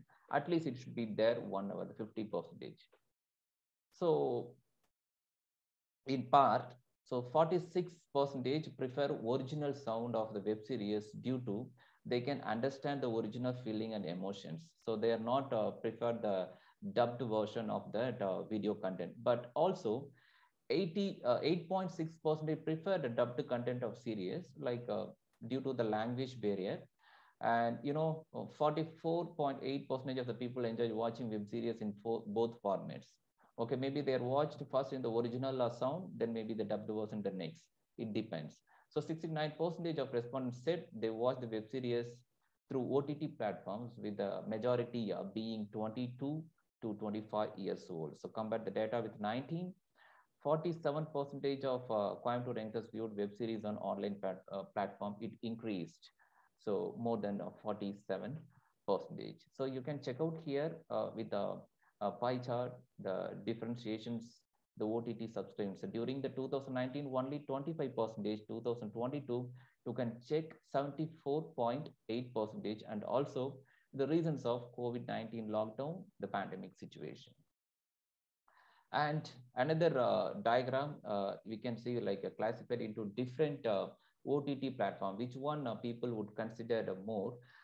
Disney Hotstar ranked second after YouTube because it also having the sports content, like a live cricket matches, like European countries, when the soccer is famous here the cricket, even after the lockdown, women cricket also popular here.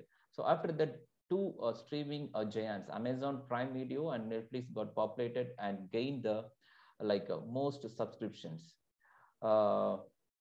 Here, Amazon Prime Video, the first, they have got more attention because it is like a shopping site.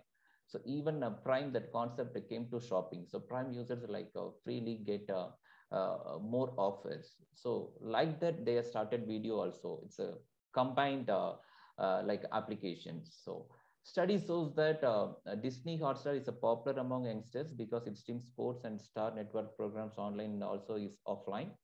Amazon Prime giant much more attention among youngsters compared to Netflix because of regional content accessibility. So regional content watches, when it is increased, so Amazon Prime got more attention than Netflix. Netflix, the 80%, they have the foreign content in the beginning of the time. The next most popular channel is Z5, 31%, Sony Live 17%, followed by some regional groups. They own the television network and also the OTT platforms. Most used OTT platform here, Disney Hotstar 53% of people are watching, and Netflix 39%, and 43 again Amazon Prime, and 32 respondents rarely watching other regional OTT platforms like Sunnext and AGA and all. So here they are like 32%. Here 44% respondents subscribed more than 2 OTT platforms. At least they have Netflix, Amazon Prime, and Sony. So these 3 platforms are common here, and also they are giving like catchy subscription rates. So only 25% respondents have less than 2 OTT platform subscriptions. So significantly, 81% of respondents shared the OTT platform with the friends and family to minimize their monthly subscription cost. I hope you all are aware that if we have a Prime or a premium subscription, so we can use the 5 users, they are like shared with the family members. So if the Prime subscription is 1,000 rupees, so at least 5 persons can use that on Netflix or Amazon Prime or Sony. So conclusion, according to our study, so usage level of OTT platforms among Coimbatore youngsters increased rapidly. So the continuous study, when there is less attention for OTT, when they have like a more attention towards the OTT, whatever situation is happened, even the COVID-19 also, the further study may be that the augmented reality or another platform, how they are going to use. So this study indicates that compared to 2019, using OTT platform become a behavior among like youngsters in 2022. So they are even watching or not watching or binge watching. They are every month they are subscribing at least 2 or 3 OTT platforms. As regional OTT players begin to emerge, existing OTT players begin to produce regional language web series. The growth of more web series in India, it is a highly noted after the growth of the subscription rate are increased. So now Indian web series also more popular and get more attention. So the famous web series were dubbed for the audience convenience, which improved viewership patterns. If any web series released in a Tamil language, so obviously they dubbed at least 5 or 6 regional languages, so they can get more audience over India. So almost 90% respondents stated that OTT, because their compact design, easy accessibility, time flexibility, and cost efficiency, these and all included didn't matter. So in a metro cities, the people are traveling at least 1 or 1.5 hours, sometimes 2 hours to reach their workplace. So during the times they are used OTT platform to watch web series and all. So lockdown increased usage of sleeping hours who had subscriptions but did not use OTT platforms before. And the convenience and quality of content made OTT platform more appealing to customers than television during the lockdown. So it has so valuable content than a TV series. And the study concluded that OTT platforms earned customer loyalty within the 3 years and adapted to the new normal within that time frame. So thank you, organizers and Communication Institute of Greece once again. I'm happy to be a part in this conference. Thank you, Professor. This was another impressive presentation, and as you will probably be able to read in the comments now that he's presenting, what we discuss is also what OTT signified, and Puvi has had the reply top platforms, but maybe we could say top watched platforms, because they are top watched. Maybe they're not top platforms for everyone. For example, I don't watch TV at all, so I'm a little bit different from the from what you have described, and it was amazing as we see that you have said about 5 to 6 hours per day or per week. Can we have a... So 5 to 6 hours per day, the youngsters. It's a lot. Yes. Even for example, I'm also stopped watching TV. We have a smart TV, but full of OTT platforms. So I wonder where do people find so much time? Because if you said 1 to 2 hours per day, or okay, but 5 to 6 hours per day, I mean, this is quite a time to give. Yeah, I would like to state that the students are coming to my college also. They travel 2 hours. So evening 2 hours, at least the 4 hours. Then they are being at home, at least they are spending 1 or 2 hours. So the binge watching actually increased. The web series, we can say it is addiction, or else they want to complete that web series.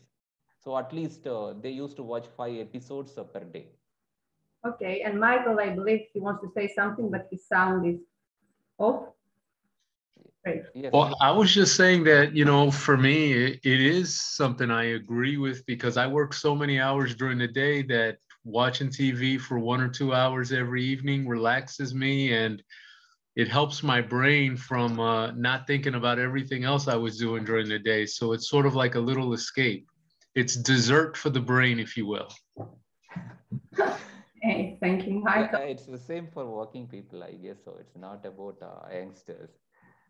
So working people, their leisure time, maybe they are spending a time or engage family with 1 or 2 hours with the TV, or like even like if you are using OTT platforms or whatever, it is a different ideology. But the youngsters, you know, like they used to watch that we found. Okay. Thank you. And do we have any other comment or question?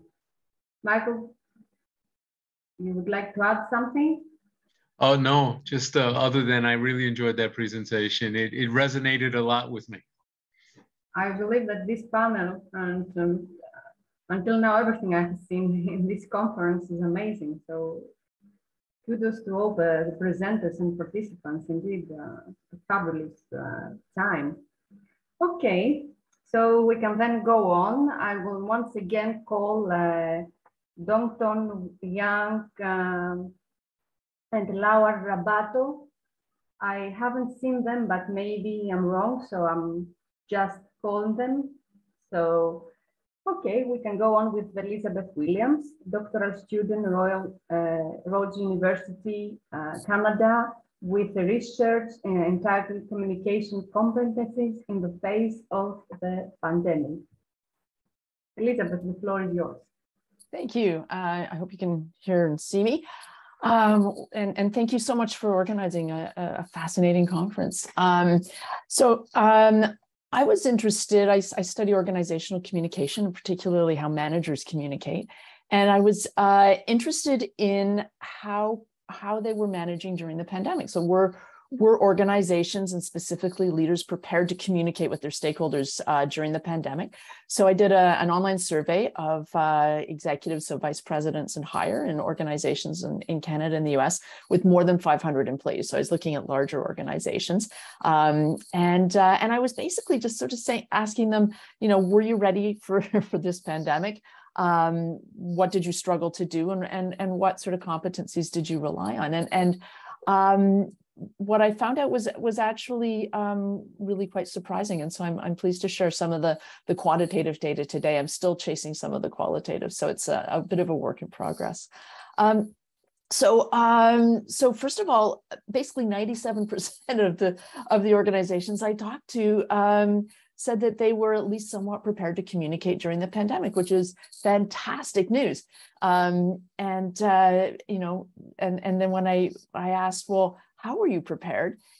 Things got a little bit strange, because by any sort of conventional definition of being prepared to communicate in a crisis, they really weren't. Fewer than half had any kind of formal communications plan. About half had identified the communications channels they were going to use during a crisis. And we can see that about a third had identified the spokespeople they would use. These are the senior leaders who would talk on behalf of the organization to different stakeholders. And for the ones who had identified stakeholders to talk to the media, only a third had trained them to talk to the media. And so I'm sort of thinking, okay, so perhaps we weren't quite as ready as we thought. And then very interestingly, we asked how prepared or how effective were the senior leaders in your organization in terms of being ready to communicate with these different stakeholders. And so we can see that a little over half felt that they had the skills needed, the senior leaders had the skills needed to communicate effectively with customers. And then it goes down from there. Fewer than half felt that their senior leaders were ready to communicate well with employees in a physical location, even fewer for remote teams, which I guess isn't a surprise. And then with media and government, not terribly surprising there, because those are sort of specialized skills. But it was a little bit surprising still that these organizations said, yeah, we were totally prepared to communicate in the pandemic, and yet it would appear that their leaders didn't really have the skills, and it would appear that they hadn't really done a lot of the basic planning. We certainly these organizations identified their key stakeholders as important or critical. We can see that across the board, certainly customers and employees were the most important stakeholders during the crisis. Government a little less so, and media, depending on the sector, was at least somewhat important. And so they identified the stakeholders that were important. But when we started to dig in on the resources that they had internally, and remember, these are larger employers with 500 or more employees, we can see that many of them didn't even have these in-house functions to begin with. So only about 2/3 had an in-house function to communicate with employees. Only less than that had an in-house function for their government relations, and most had an in-house function to communicate with customers. Again, not terribly surprising, and many had to redeploy their staff. And that was what was interesting in all of this, is that the response to this crisis, which of course defies sort of conventional definitions of a crisis at some point, is that the response really was to throw, first of all, people at the problem. And so we can see that a lot of them were hiring new staff, certainly to cope with customer communication. It was very surprising to see that 28% were hiring brand new people to communicate with employees, and about 1/3 were hiring contractors. So that would be agencies or independent consultants. And so we can see that they're throwing basically people at this problem, and which again seems to contradict the notion that they were prepared to communicate in a crisis, because they're putting people against all of these different stakeholders. And it wasn't just people that they were throwing at it; it was also budget. So during the pandemic, it's not on this slide, about 1/3 of all organizations spent a lot more money on their stakeholder communications. But I also asked, what is your likelihood to increase your communication spending after the pandemic? And we can see that really across the board, they're planning to make at least moderate or small increases to their spending after the pandemic, which again tells me that they were perhaps not as prepared as they thought. But it also maybe suggests that having made this investment of people and having made this investment of budget, that perhaps it was working, right? Was it effective? And again, we can see that the vast majority of these organizations, remember, these are senior leaders, vice presidents and up, said, yeah, they did a great job. They felt that their communication with their employees and their customers and regulators and the media were very effective, we can see, or at least effective. And so it worked. All these people and all this money worked. We communicated effectively through this ongoing pandemic. And as early as April of 2020, and this is where this quote is from the Institute for Public Relations, those of us in communication practitioners were sort of clapping our hands and we're saying, wow, great, we're finally getting some attention on organizational communication, particularly internal communications. And we can see that executives are finally recognizing how important it is to invest in communications, and how important it is to use communication to engage our workforce and hang on to great talent and help people through this crisis. How lovely that managers are using these advanced communication skills such as framing and sense making and storytelling and all those great things to support their response to the crisis and to keep people on side. And it was great. I think everybody was very excited to see in the communication, in the organizational communication business, to see what is going to come out of this. We're going to come out of this pandemic with really awesome communications in our organizations. But it would appear that that's not actually the case. So we're starting now to see that that we really didn't make the gains you would expect for all of the time and the money and the people that we have put against this crisis for the last 2 years. So we're starting to see these new data coming out in 2022. So our trust in large organizations actually hasn't really budged. It's gone back to pre-pandemic levels. There was a tiny uptick during the pandemic, but we're right back. So in Canada, only 27% of Canadians actually trust large corporations.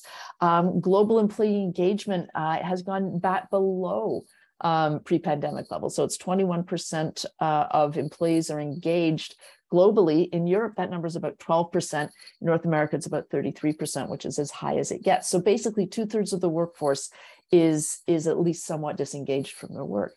Executives are starting to worry now about hanging on to talent, about managing burnout, about keeping their talent engaged.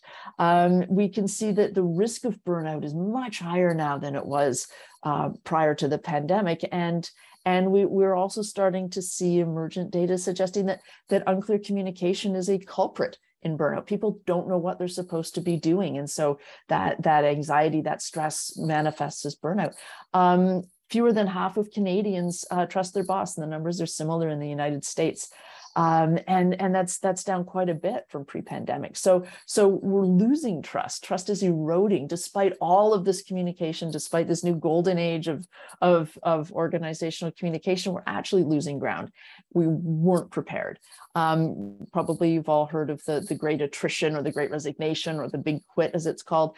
In the 5 months between April and September of 2021, 19 million Americans quit their jobs, and that's continuing. And then there's a new phrase going around. I'm not sure if you've heard it, called quiet quitting, which is also just basically active disengagement. So these are people who are going to work but not doing anything, or doing the very bare minimum of work. And we know that there's a new study out that says that where the managers are considered not particularly good at building trust, which I would argue is largely a communicative output, that this quiet quitting is 3 to 4 times more likely in these organizations. So I'm interested in exploring this contradiction. On the one hand, organizations say they were prepared, they were effective. On the other hand, it doesn't look like they were prepared. It doesn't look like they were effective. And objectively, it looks like none of the outcomes we would expect from great organizational communication, particularly for employees, are coming true. And I think that what we're looking at here, and I sort of pulled from some social exchange theory and a few others, and I think what's happening is a bit of a disconnect between how leaders define communication and how practitioners and maybe even recipients define communication. And so certainly in the qualitative work that I'm doing right now, I'll talk to these and I'll say, well, you say you're effective, and yet, it appears that you're not. They said, oh, no, it was great. We sent an email every single day to all the employees telling them about the latest COVID rules. And, we went out and we bought Teams. In fact, we know that the number of Teams users increased by 200 million in between the end of 2021 and 2022. Video conferencing apps like Zoom increased over 200% between March of 2020 and June of 2021. And so a lot of these organizations are defining communication in a functional way. So they got new tools, they improved their intranet, they started sending emails, they hired some people to write things for their leaders. But what they're not really doing is looking at the outcomes. So there was a lot of communication transactions. There was a lot of email, there were a lot of town halls, there were a lot of Zoom calls like this, but there weren't a lot of outcomes such as trust, engagement, retention, alignment, and those sorts of things. And I think that there's a lot of work to be done on understanding whether all we really did for 2 years was blast information at people versus working on building up relationships and building that trust and creating meaningful exchanges with people. And so that's this work in progress that I'm doing. And I would love to talk more and answer some questions about it.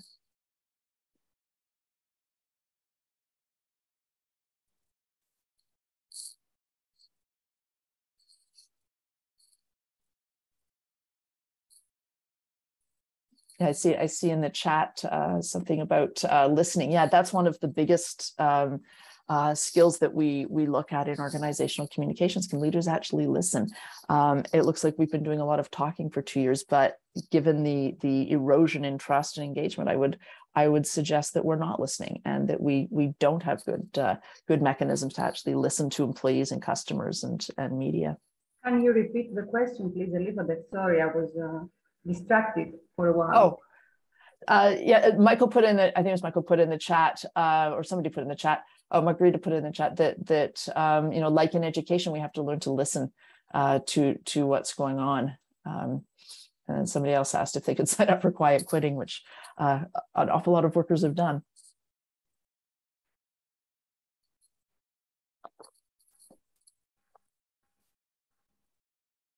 Carl?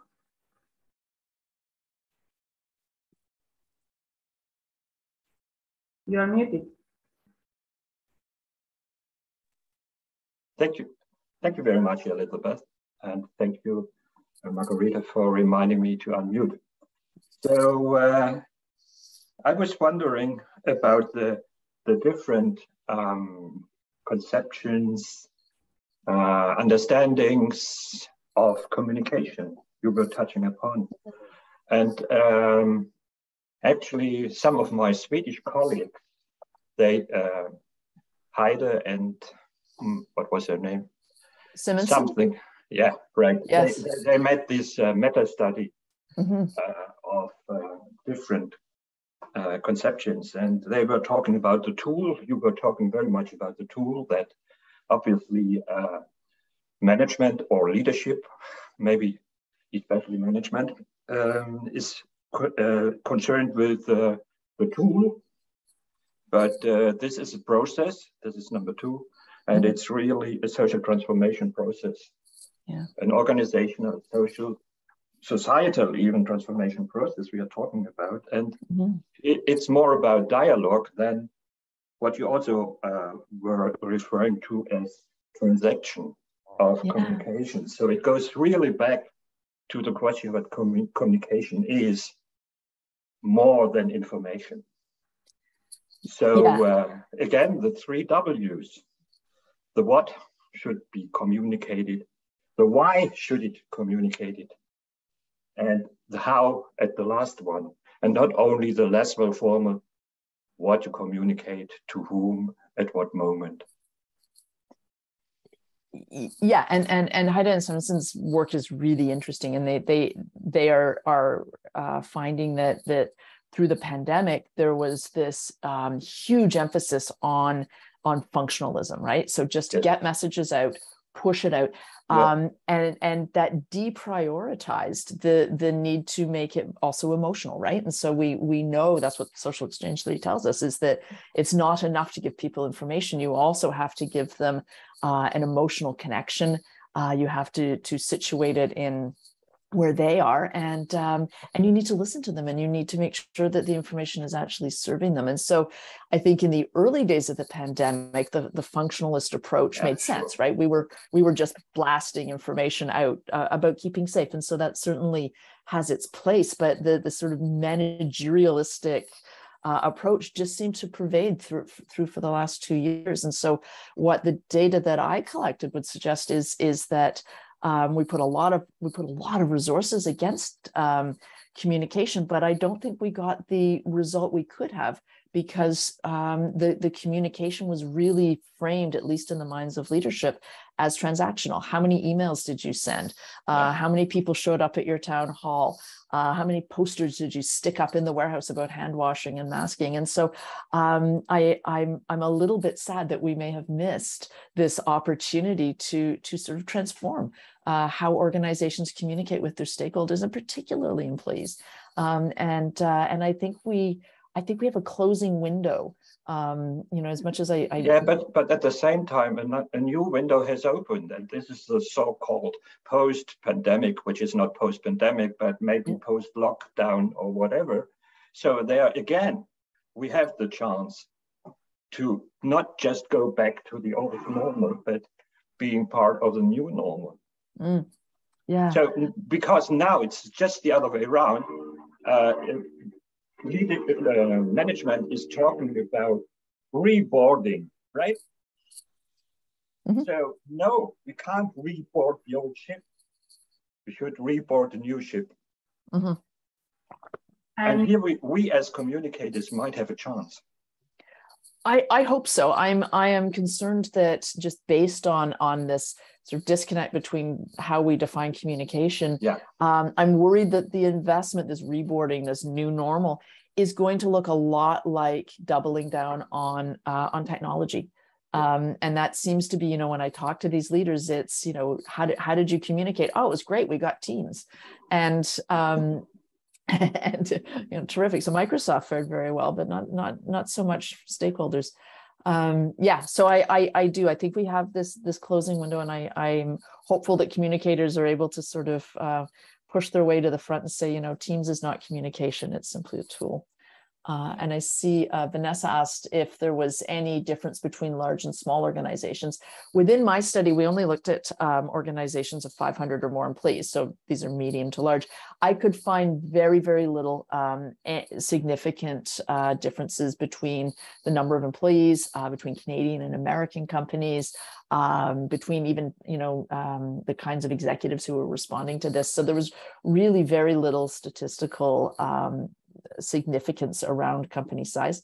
So my expectation would be that smaller companies probably had fewer resources to throw at it, but I'm perhaps also hoping that they were maybe a little more successful because they weren't just spending money on technology and trying to hook everybody up to the to their Zoom. Thank you. Elizabeth, there are two other questions from Caroline. Would you like to take a look at that, or yeah, as you like? Sorry, would like to know more about what they thought and if they were inspired to refine their approach. Caroline, what is? Can you clarify that? Yeah, I think that Elizabeth, my earlier question, I'm wondering if you could speak. I loved your presentation. You know, I'm one of your biggest fans. Can you speak to the leaders' reactions to the findings? That was my earlier comment, and I threw another piece in there. Yeah, and so as I'm doing these qualitative things, I'm sharing this data. And yeah, and the reactions to the data is, yep, we were prepared, we had teams, or a lot of conversations about, things that weren't even to do with communication. So, do you feel you were effective communicating with your employees? Absolutely. We let them all go and buy new chairs for their home offices. And so, yeah, there's a very different conception among these vice presidents and CEOs on what it meant to communicate during the pandemic. And I think they've conflated it with just support for their employees. Many of them are talking about new benefits they put on board. Oh, we got an employee assistance program to help with anxiety, which is lovely, but also not communication. And so, and so the reactions are very much, yep, that's us. They see themselves in this data. And when I talk about, okay, you're going to spend after the pandemic, where is that going? They're saying, well, we're going to fix the intranet, and we're going to get a little better at, communicating from home, and our email could use some help. And in fact, I saw a study just the other day that said, 71% of communication leaders expect their department's responsibilities to grow in the coming years, but only about a third expect that they're going to get additional people or budget. Which suggests again that this sort of investment in communication is very functional, very transactional, and very sort of technology based. Did I answer your question, Carolyn? It did. Margarita, may I ask a follow-up question, or would you like me to give the space to someone else? I believe you can, and if someone else would like. Okay, I'm very curious, Elizabeth.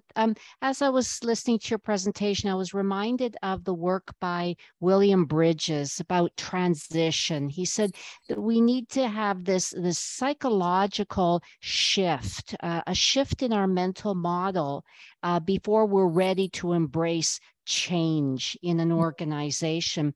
And when you mentioned that this is a missed opportunity for transformation, do you think it's a missed opportunity, or do leaders need that time to really warm up and really hear what's being communicated through your research? I'm just interested in throwing that out there and getting your viewpoint on that.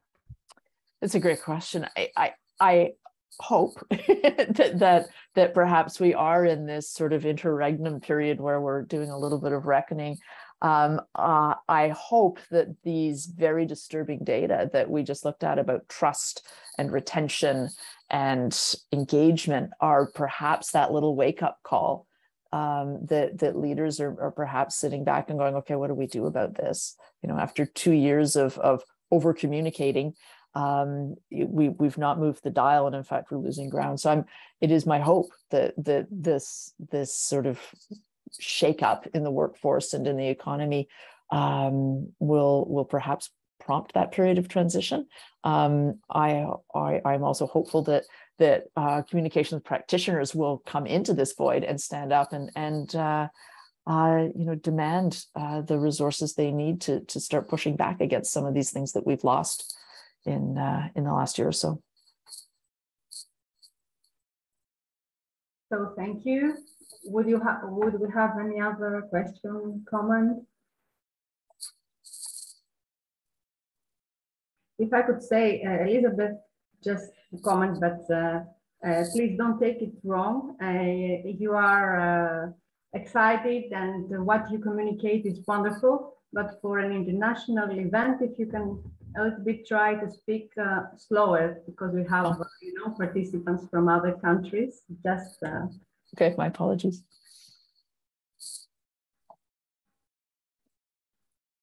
So I believe that would you, Elizabeth, want to say something to close your presentation? Because I will call once again, maybe, because we had another presentation of Dong Yang and Laura D'Abato, but I believe they're not here. So this is why I have a little bit more time, likely. Okay. Well, I guess I would say that we never want to waste a crisis. I think Winston Churchill said, "Never waste a crisis," and so I really think we've got a wonderful and closing window to have a good close look at how we communicate, how organizations communicated during the pandemic. And I see that the study by Haida and Simonson that we talked about earlier is a wonderful place to start. And I think that there's, the pandemic gives us sadly a great laboratory to examine how do we respond in a crisis. When we think about crisis communications, we conceive of crises as these short-lived things, right? They're a weather event, or an executive does something unfortunate and it's in the news for a while. But we think of crises as things that have a beginning, middle, and end. But as this pandemic is showing us that we don't even know if we're in the middle of it yet. And so I think that we have a wonderful opportunity to reconceive what is a crisis. Is it still a crisis when it goes on forever? I think we have a wonderful opportunity to think about what it means to engage people, to engage stakeholders, and to reprioritize the emotional side of our work as communicators. I think we get very caught up in the day-to-day, push the message out and move on to the next. And I don't know that we measure well. I think that would be my other thing. I don't know that when we measure communication that we do a lot more than count the emails and count the open rate, or count, how many people. We do these engagement surveys, but I would argue that the bulk of employee and customer engagement surveys haven't changed in 20 years. We've been asking the same questions for 20 years. So I think perhaps there's an opportunity to ask new questions. And certainly the disengagement we're seeing in the workforce, the apathy and anxiety we're seeing among, that many of my co-presenters have talked about, that we're seeing among young people and that we're seeing among professionals, that's concerning. That's not good news. And communication plays a huge role in addressing that. And I don't know that we measure it well.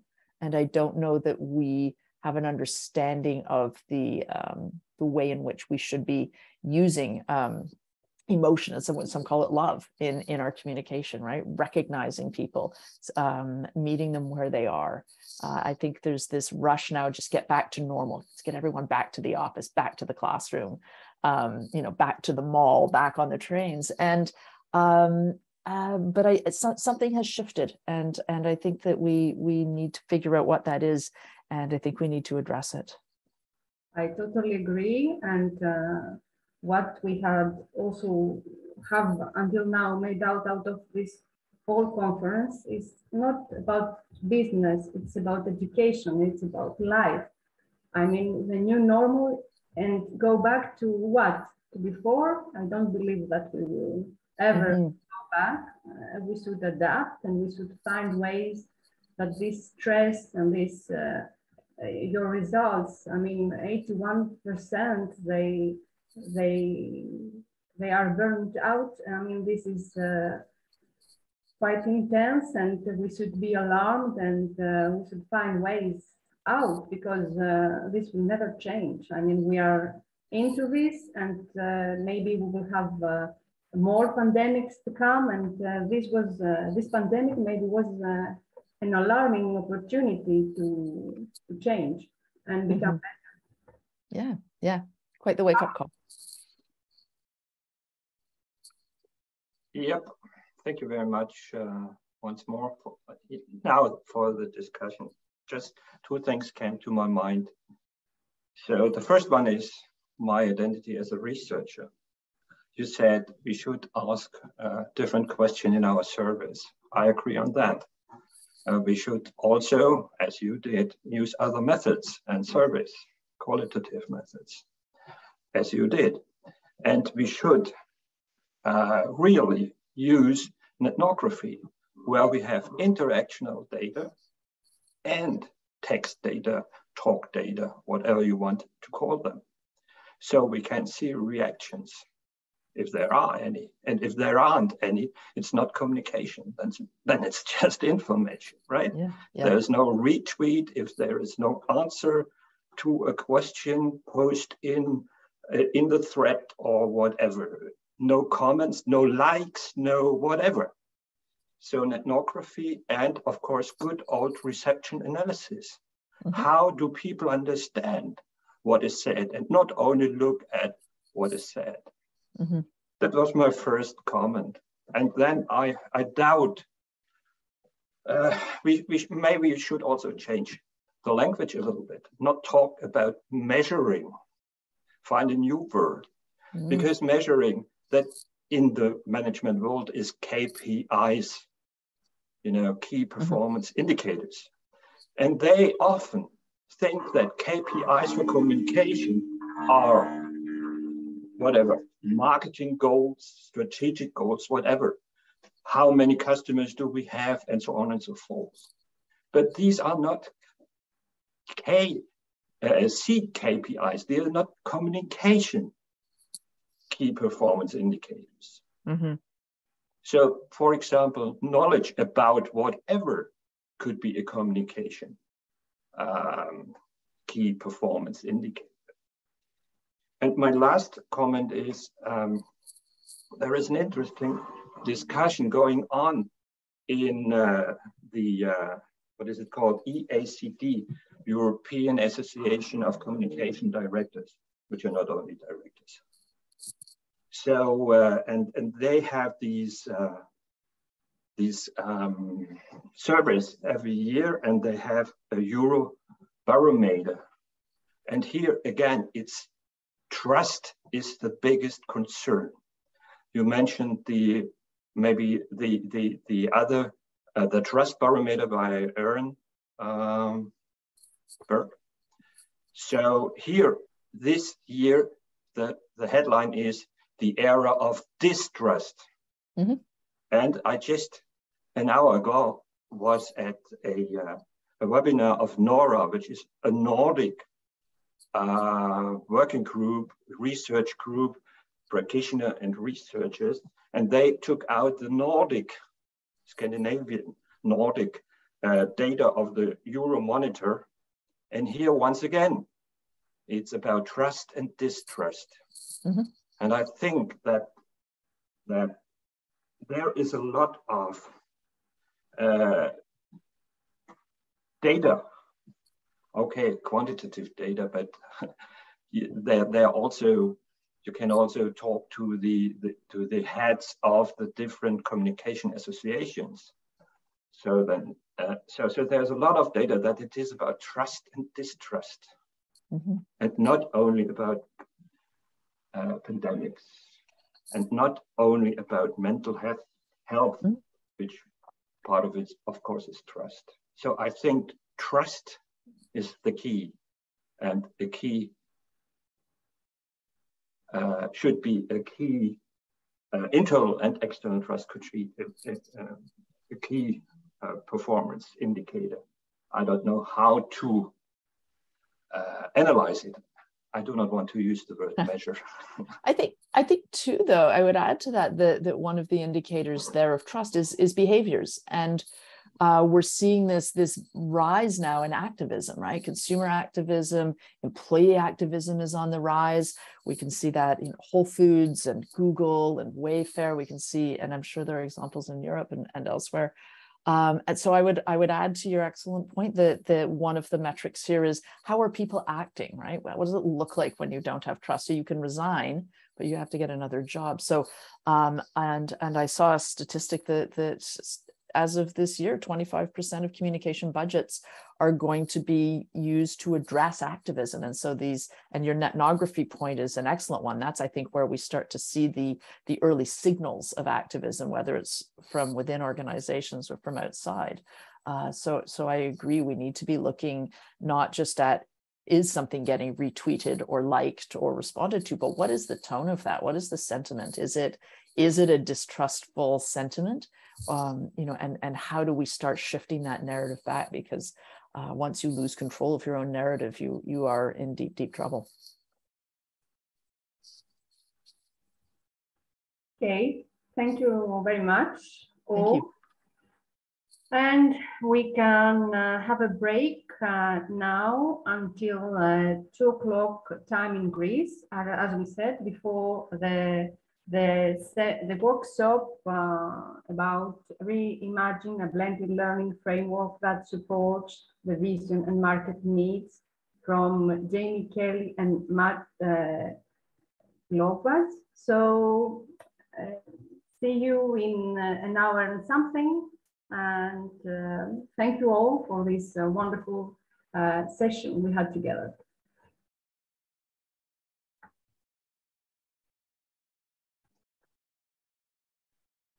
Okay, we continue the third day of our 2 overlapping conferences, the 7th Annual International Conference on Communication and Management and the 3rd Annual International Conference on Education, with a workshop entitled Reimagine a Blended Learning Framework that Supports the Vision and Market Needs, led by Jamie Kelly, Director at Digital School Awards Ireland, and Matt Gobgas, Assistant Professor and Academic Coordinator, University College Dublin, Ireland.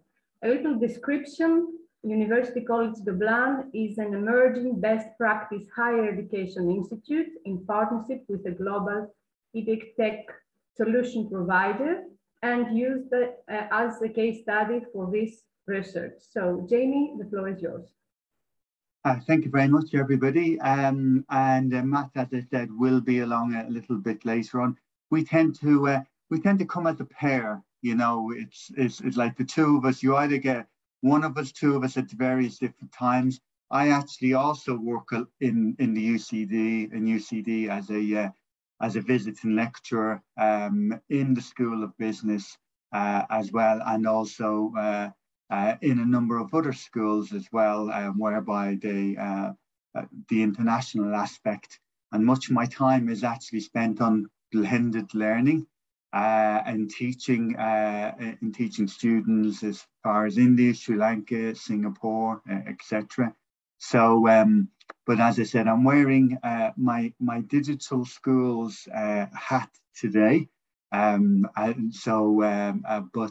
I said, myself and Matt are kind of always what you'll see here today is a kind of collaboration between the two of us. It's what I refer to as a tripartite, and that will become evident in shortly.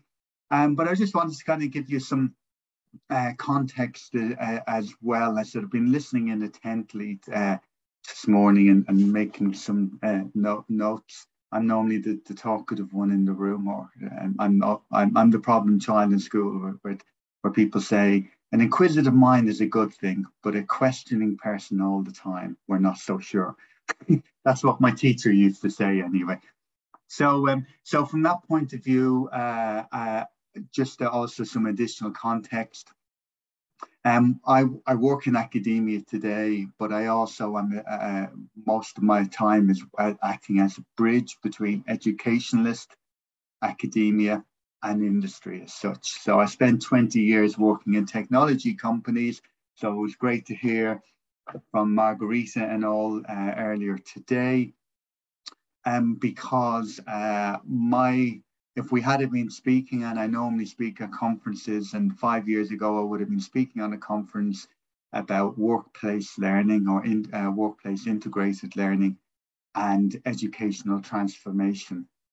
Basically, that was my industry role, to go and talk and try and bring like-minded people together, technologists and educationalists together for a common cause.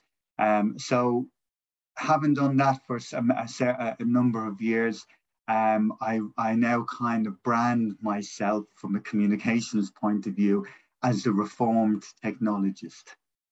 So I've come through technology and I've survived, and now I'm on the other side, whereby now, rather than just talking about and being responsible for the communications channels around why technology in education, I'm on the other side proving what was said, because as we've seen this morning, and certainly from Margarita's presentation, which I picked up on, there's a lot of, and earlier on presentations, there's a lot of mistruths or misinformation, or a lack of understanding of what are the facts really. So as I said, I spent 20 years as a communicator telling people what the facts were, and now I'm going back and actually proving some of those, hopefully.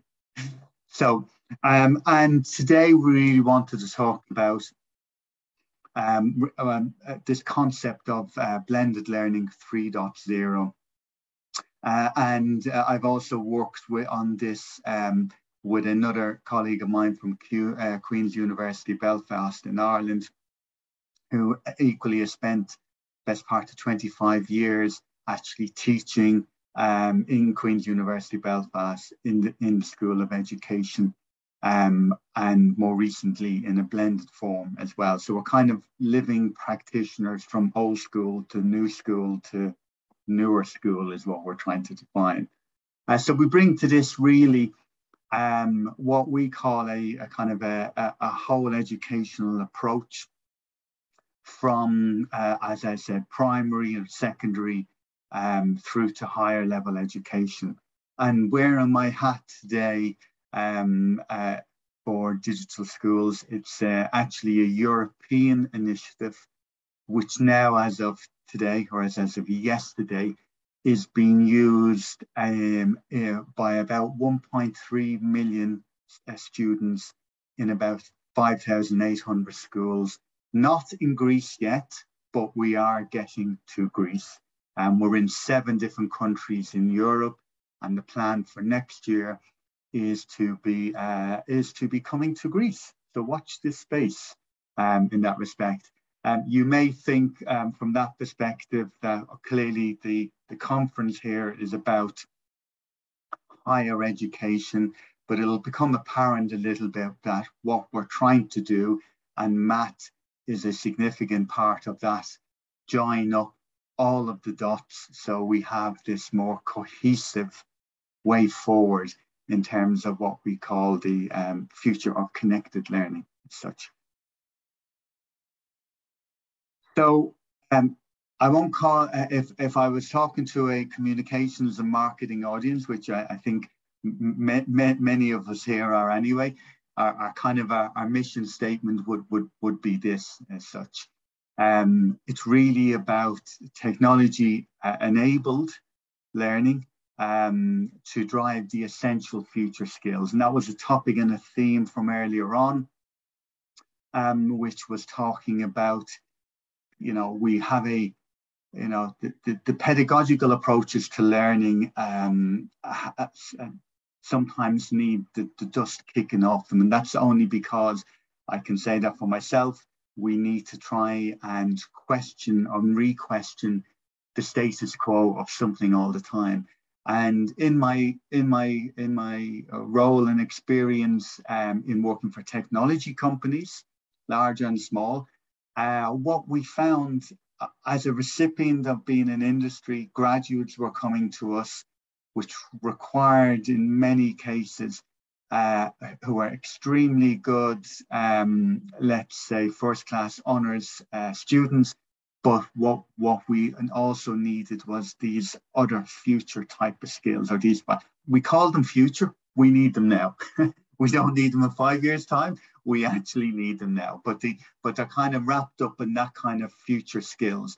And those future skills, as I said, I would then typically spend with graduates up to 6 months doing that transitionary phase to enable, not to fit them into a model or a way that we wanted them to think, but to actually give them the room and the breadth to express themselves, basically, better than necessarily coming in with just a specific set of academic knowledge as such.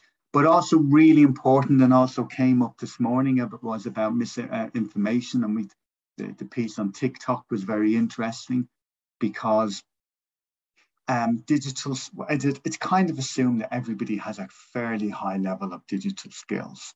So it assumes that because we all have one of these, a smartphone, although I refer to that not necessarily as a smartphone, but that we have all of these digital skills, because we've been kind of, I won't say forced to actually adopt digital transformation, as you might call it, in education and everywhere else. But those digital skills tend to be around, how do I make an engaging TikTok? How do I update my profile on LinkedIn, etc., etc., etc. But what we're looking at is actually resilient digital skills, and digital skills that go beyond, I can use social media, to lifelong digital skills. And importantly, around digital skills, around what we call resilience and cyber resilience, to enable students in higher education, which are actually more impacted than you would think. You know, 1 in 3 students in higher education have some form of cyber bullying whilst they're at university. You know, and when you think of these as adults, you kind of don't really think of that necessarily being such a challenge. So there's even education needed for people in their early 20s and beyond to actually understand the importance of cybersecurity or resilience when on digital. But it's, as I said, it's also in relation to teachers as well, because this needs to be a layered cake approach in that respect. It's not bottom up or top down, it's bottom up and top down in that respect. And ultimately our starting point and the starting way of getting out of the block as such to take that journey is actually in doing action-based type of research, which I'll go into, whereby we're actually, rather than doing a piece of theoretical research, we're actually doing, as well as that, we're putting our own learning into practice. So one of the pieces that Matt has been leading on in the University College Dublin has been actually around learning by doing within the business school, which sounds a little bit obvious because you always think of business school topics, marketing, communications, organizational behavior as a kind of a doing type of subject. But ironically, that's not always the case. So we're trying to go a little bit further ahead in relation to that. So just some challenges in higher education, and these are actually from 2021. And these are actually both US-based, European and Asia, so it covers the globe. And this is a collaboration between Harvard, between an organization in the US called EduCause, which is has somewhat 1,500 universities globally working and partnering to feed into this, let's say, into this brain of what's happening around the world. I'm part of a kind of a community group with them with universities from France, US, Asia, where once a month we meet up virtually and we actually talk about technology or the future of connected learning. And we always have to sanitize it a little bit because they're all technologists in the room. And the only problem with technologists being in the room is that they always talk about technology. So I'm kind of there to sanitize that a little bit. But one of the, and earlier on I said, I can't remember who actually said it, but someone referenced about I think it was Elizabeth again, companies placing even more budget, even more focus on technology as the fix, or technology as one academic, Eric said, technology as the panacea as such. And that's only just increased even more in the last 3 years from that sector. And that was the early phase. That was the early phase, phase one, as I call it in my research, phase one of the quick fix, which got people up and running just in another place. But it didn't get them up and running beyond another place and being able to focus on anything other than kind of a Zoom 9 to 8, 9 to 5 every day. So this comes from, and it also comes from across the industry as well. So this is research from HP and a number of technology global leaders, where to actually understand what's coming, what are they seeing as well. So it's a digestion of policymakers, industry, and academia coming together to look at this. And from that, we have digested down 10 teaching and learning issues in higher education. Now, there's probably more. I'm sure there are more, and throw them in there and tell me what you think is missing. But these are 10 which have been digested down from multiple ones, which are seen as the what we call wicked problems, the biggest problems, which have the biggest challenges to try and tackle. And I've just focused really in and want to focus in on blended learning here, learning experience design, but also really around competency-based assessment. And I think as the piece when I'll talk about in terms of the module that Matt has implemented within the School of the Quinn Business School as such, is very much around competency-based. It's the theory piece, but it's the practical piece as well. And finally, around academic transformation, because nobody really knows the pathway. It's not like we have this magic insight or crystal ball in terms of the next 5 years is going to bring the following, because there's a lot of disruptive innovation within education, which is for the good, but also requires an increased amount of flux and change.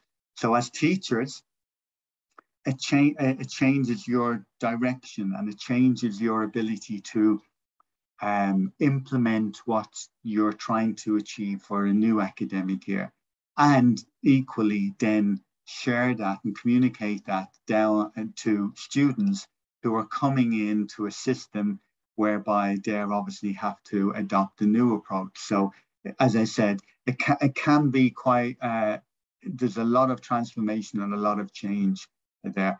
And upper educational resources, I mean, we talk, and I have a paper here which is actually related to what I'm showing here.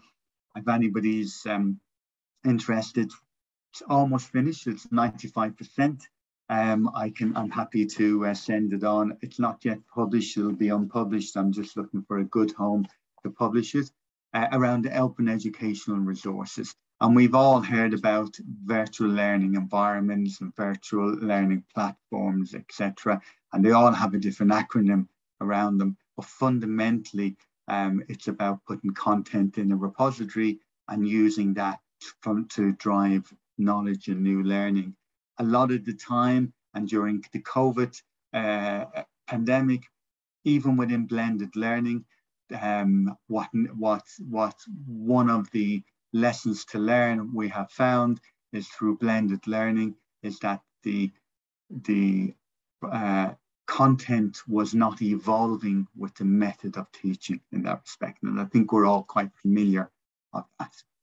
So we get to kind of today, as I said, and as I said, the whole context of this is really around not just making it about COVID, but also much of this change was happening, as you will know better than I will, over the last 10 years at least as well.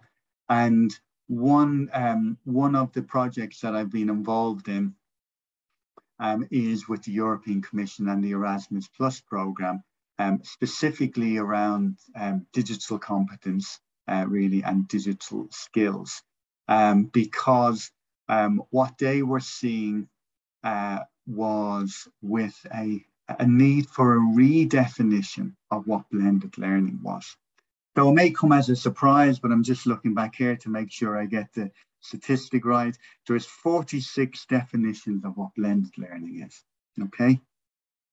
As identified in the 2020 report by the Directorate of Education in the European Commission, 46 definitions, which obviously when we go to a source, we all go to see what is the standard, the blueprint, what we should be following.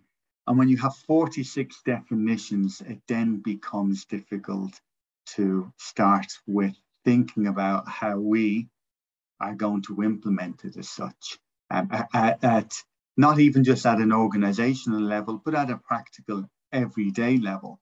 Because, correct me if I'm wrong, but I know from my point of view last year when we were kind of thrown into doing remote teaching, there wasn't this magic book that turned up on the table. It was simply a question of, okay, well, now you're not coming into the classroom.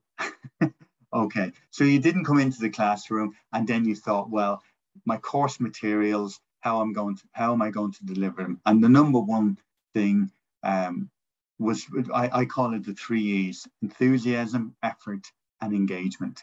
And how are we going to keep those three outside of a classroom in a kind of a flipped learning approach?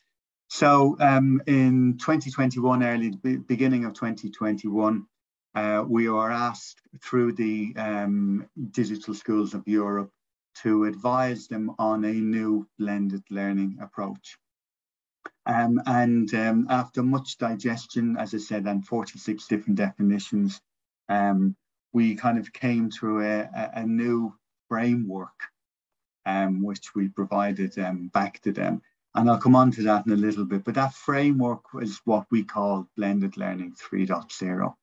It's not transformative in the fact that it's now not a completely different version, but what it is, it's a definition that reduces down the level of, the number of definitions, which then can be used as a means, as a jump off point for educators as such. So that was one of the key fundamental things.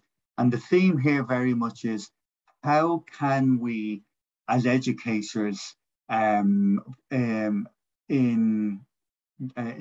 vocational education, in mid-level education and in higher education, how can we learn from one another and come together? So the theme very much here is around this blended learning approach, whilst it's now been adopted by, as I said, just a little bit over 1.2 million students, secondary schools and primary school students across 7 countries. We are now testing this in higher education because we have something to learn from working in higher education, in this case UCD, and reciprocally, as does the Higher Education Institute.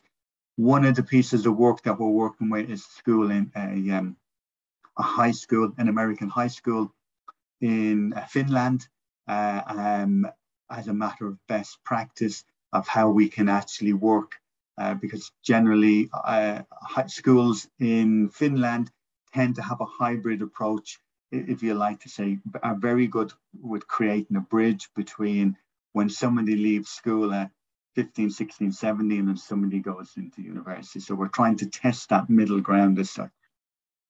But as I said, what we want to do is just to put it completely into the blender and take it out and see how it came out.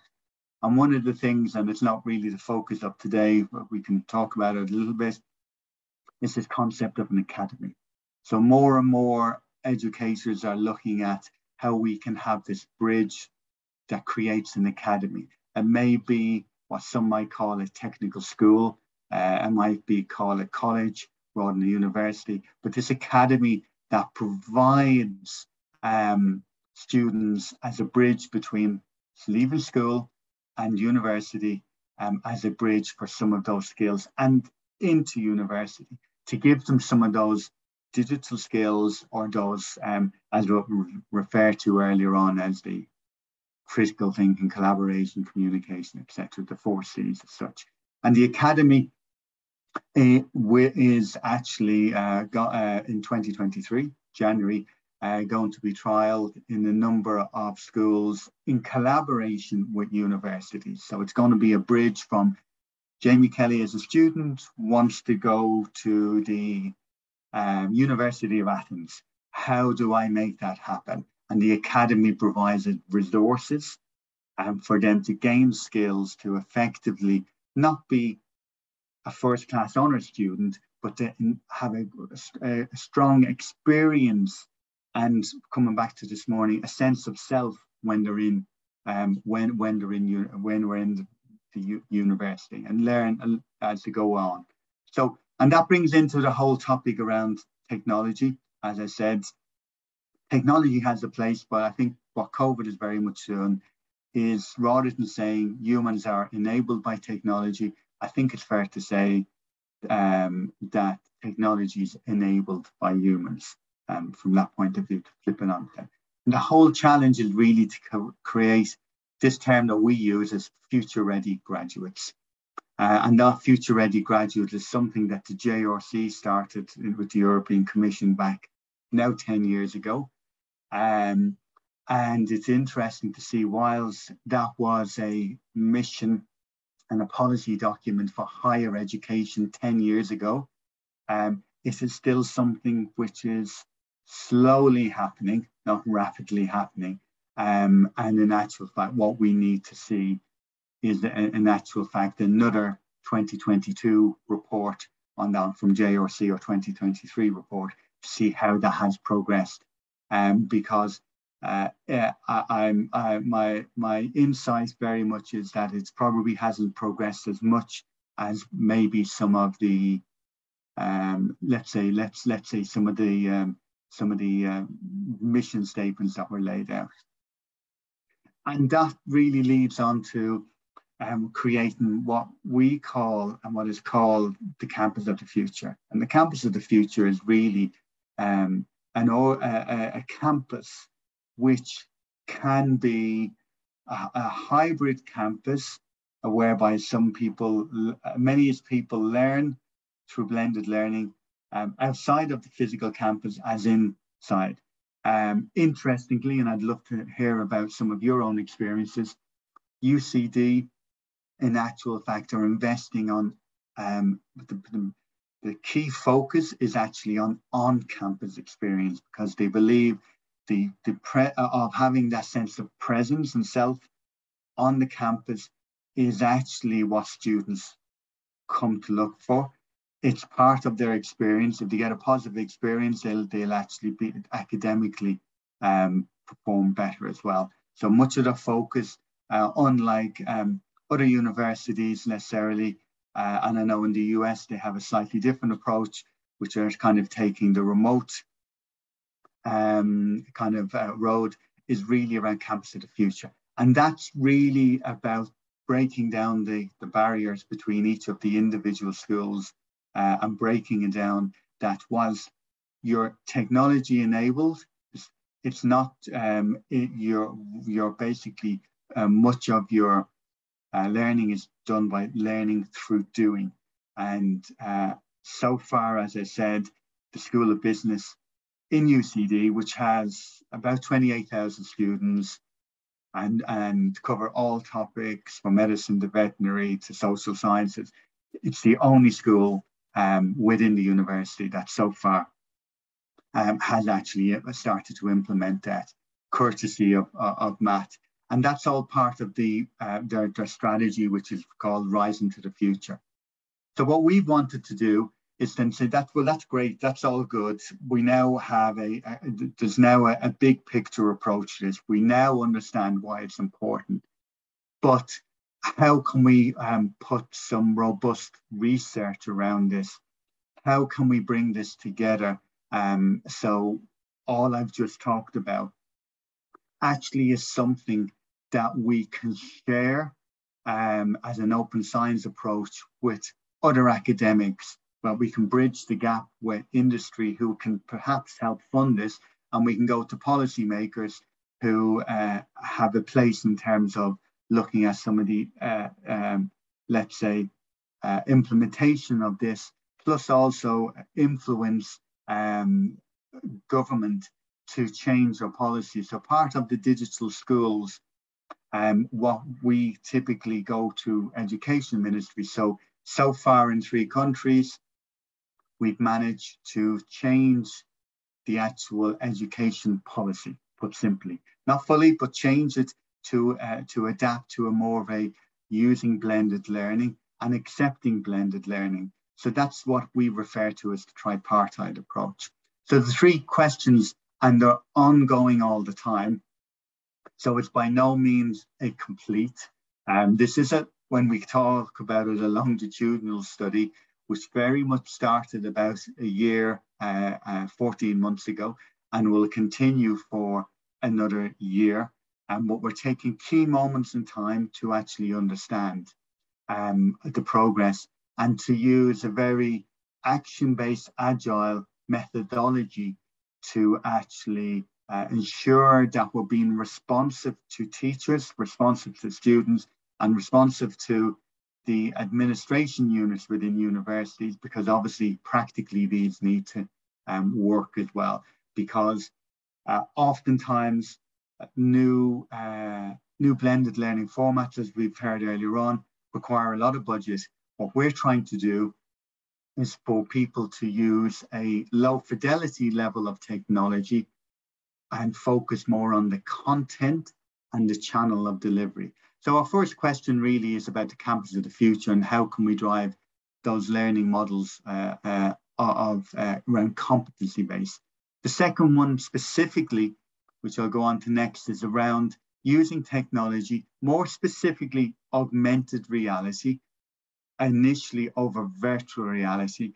And the rationale is because virtual reality has a higher barrier to entry, a higher cost to buy the technology, a higher requirement in terms of knowledge and how to use it. I have a VR headset here, and I'm more often not teaching using it because of the setup time and then the time to actually get students aware of it. And also you tend to be able to just teach for short period of times. So for example, in Europe, about 0.5% of students in higher education have access to a VR headset, whereas 99.999% have access to a smartphone or typically a tablet. And the module, so we're looking at how can we deliver blended learning using new content, because by virtue of the fact we're using augmented reality, we need to actually then redesign the purpose and the format of the communication, the learning communication that we're giving. And then finally, as I said, does learning by doing actually work? So it's more inclusive, more innovative, and more individual. But what is it doing for the student learning outcomes in that respect? So initially, we started with, initially we started with a module back in 2021 with 36 students. And by beginning of January of next year, we will have 500 enrolled undergraduate business students electing to take augmented reality project in business. Yeah. And so far, our quantitative research has established that there is an 80% satisfaction with that. Now, when you compare that, so I guess the first question is, how do you compare that against what it was without that intervention? The satisfaction was well below 50% in that respect. And that's not to say that the satisfaction or the dissatisfaction is with the teaching methods. The satisfaction is a combination of really teacher, mode, content, and what individually the students, the undergraduate students, have a level of satisfaction. So earlier on, we are talking about, that level of, in terms of how do you measure KPIs. So the topic came up about KPIs. And I totally agree that KPIs tend to be very quantitative and very exclusive rather than inclusive. So we are moving beyond talking about, let's say, how quickly can a student complete a task, to what was the satisfaction level with completing that task, okay?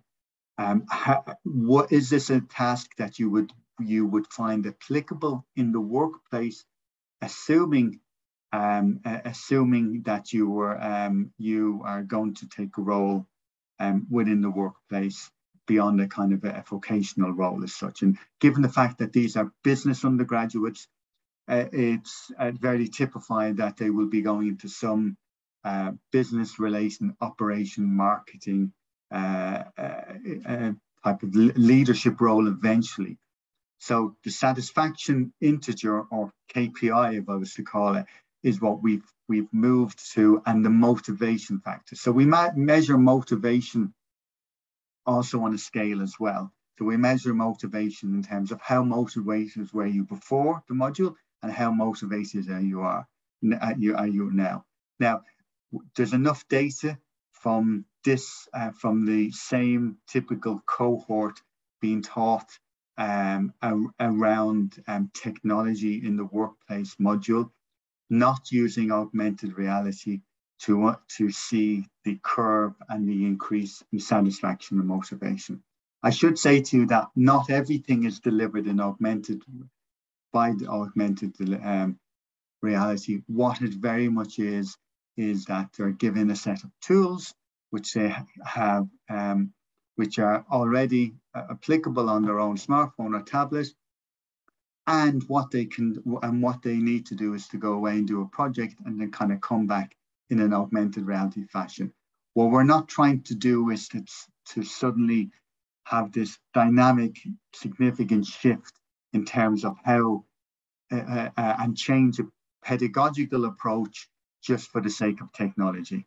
The pedagogy is a strong foundation around the learning by doing a peer-to-peer learning. So we're keeping that as a fundamental baseline as well.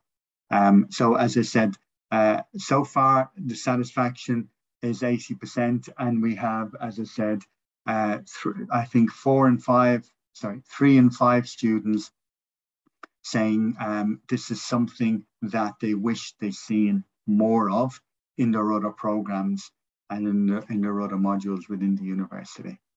So this is only all made possible really, as I said, about the work that Matt is doing and really about the insight that's gained from that new blended learning approach that we are developing, but also in actually keeping a sense check on what's happening out there in the technology world. Because I said, I don't think, certainly I speak for UCD, I don't think UCD need another virtual learning environment. I don't think they need another Brightspace. I don't think they need another repository. I don't think that they need another set of, let's say, cloud-based technology. We need to move beyond that, redefine the blended learning approach, which just going on to this, because I've been talking about it, is this blended learning 3.0.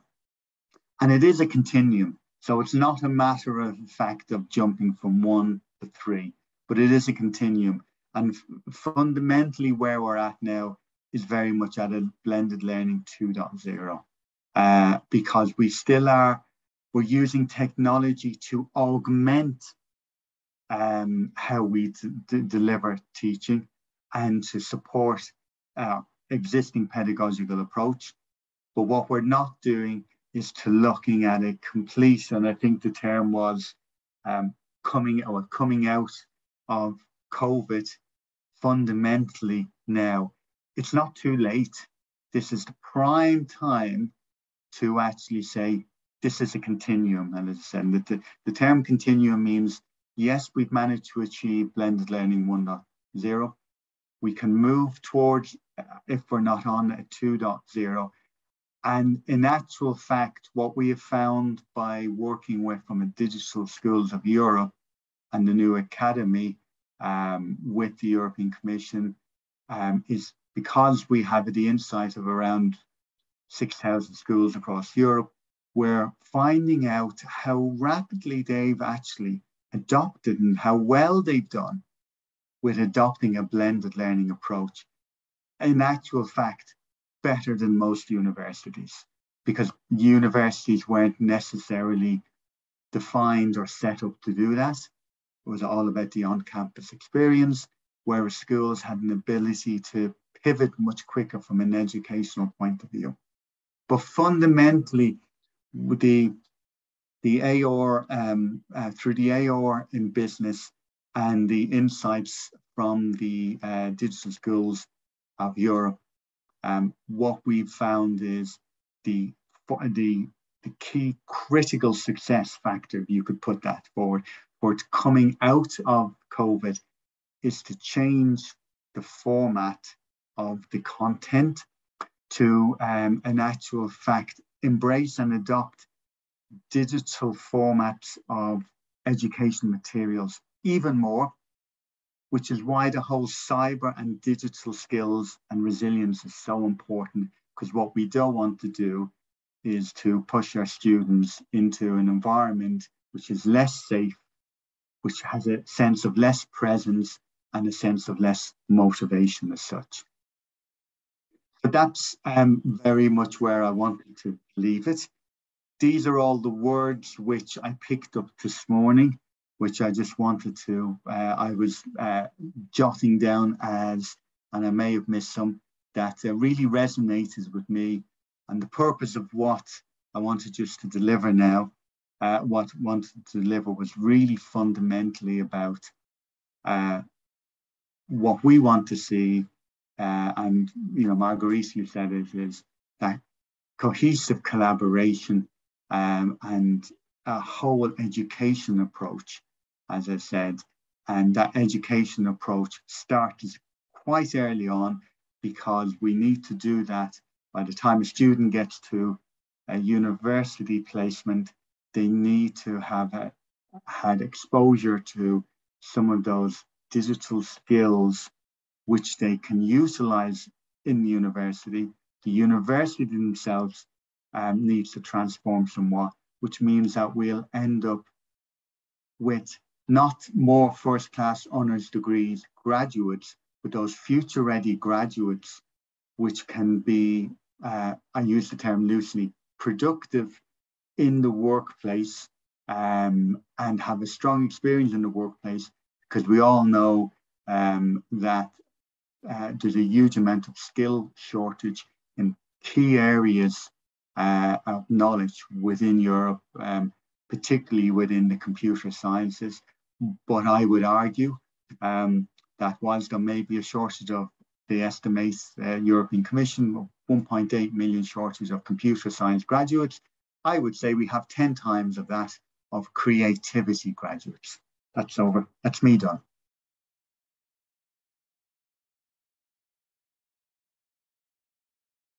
Well, Any thoughts?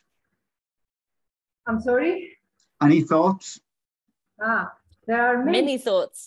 By Vanessa mainly, who is,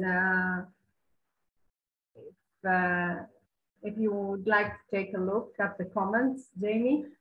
I will, sorry, I purposely didn't because I didn't want to distract. There are a lot. Not easy doing 2 or 3. Jamie, I might just focus my question. I've just been putting question after question, but I'll just ask a few key ones if that's okay. Go for it, yeah, go for it, yeah.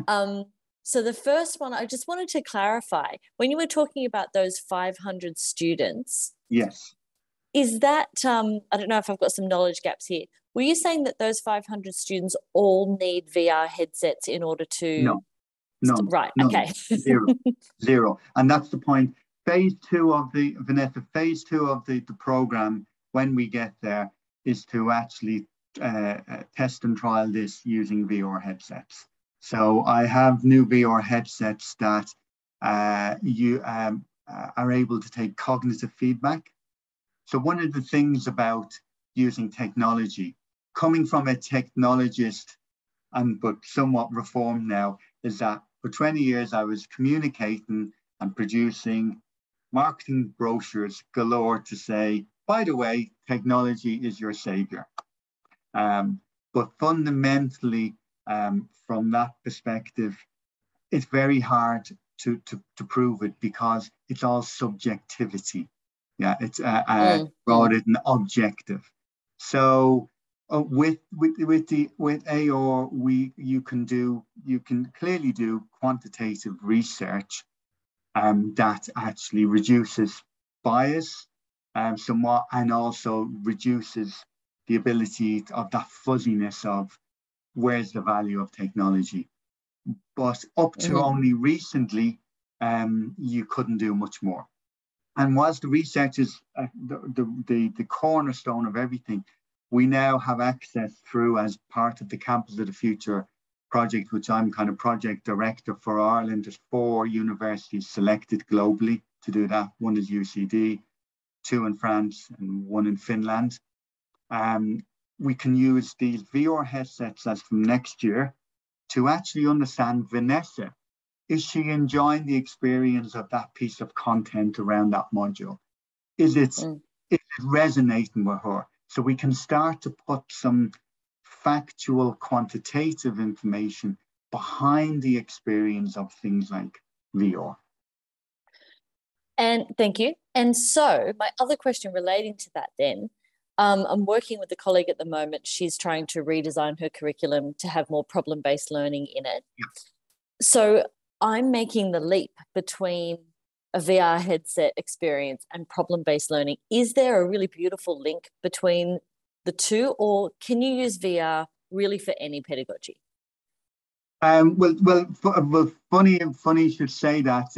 I think I'm still sharing my screen. Yeah. No, I'm not. No, I'll just share again. So let me just. I purposely went. I purposely sped through this because I was conscious I was doing a lot of talking and I wanted you guys to chip in. So the research, as you can see this screen here, VR and typical emerging type of technologies, as they refer to them all, typically is used in medical and scientific higher education and somewhat engineering. The reason why last year we took the decision and how we won the opportunity, I would say the project, to actually be one of those 4 universities in Europe and the only 4 outside of the current Ivy League ones in the US, is because everybody's focusing on physical sciences, medical sciences, that scientific discovery using VR. Nobody was focusing on education and social sciences. Right. Yep. And you can kind of see why, because you can do kind of a, if I'm a trainee doctor, I want to be able to do a medical diagnosis or operation remotely. If it's a high risk zone like a an engineer. I want to be able to fix something without actually blowing up or breaking it. All of these, but business and social sciences were kind of forgotten in that journey. So that's my longer way of saying yes. Thank you. One of the areas that I'm involved in outside of this, we talked about assistive learning.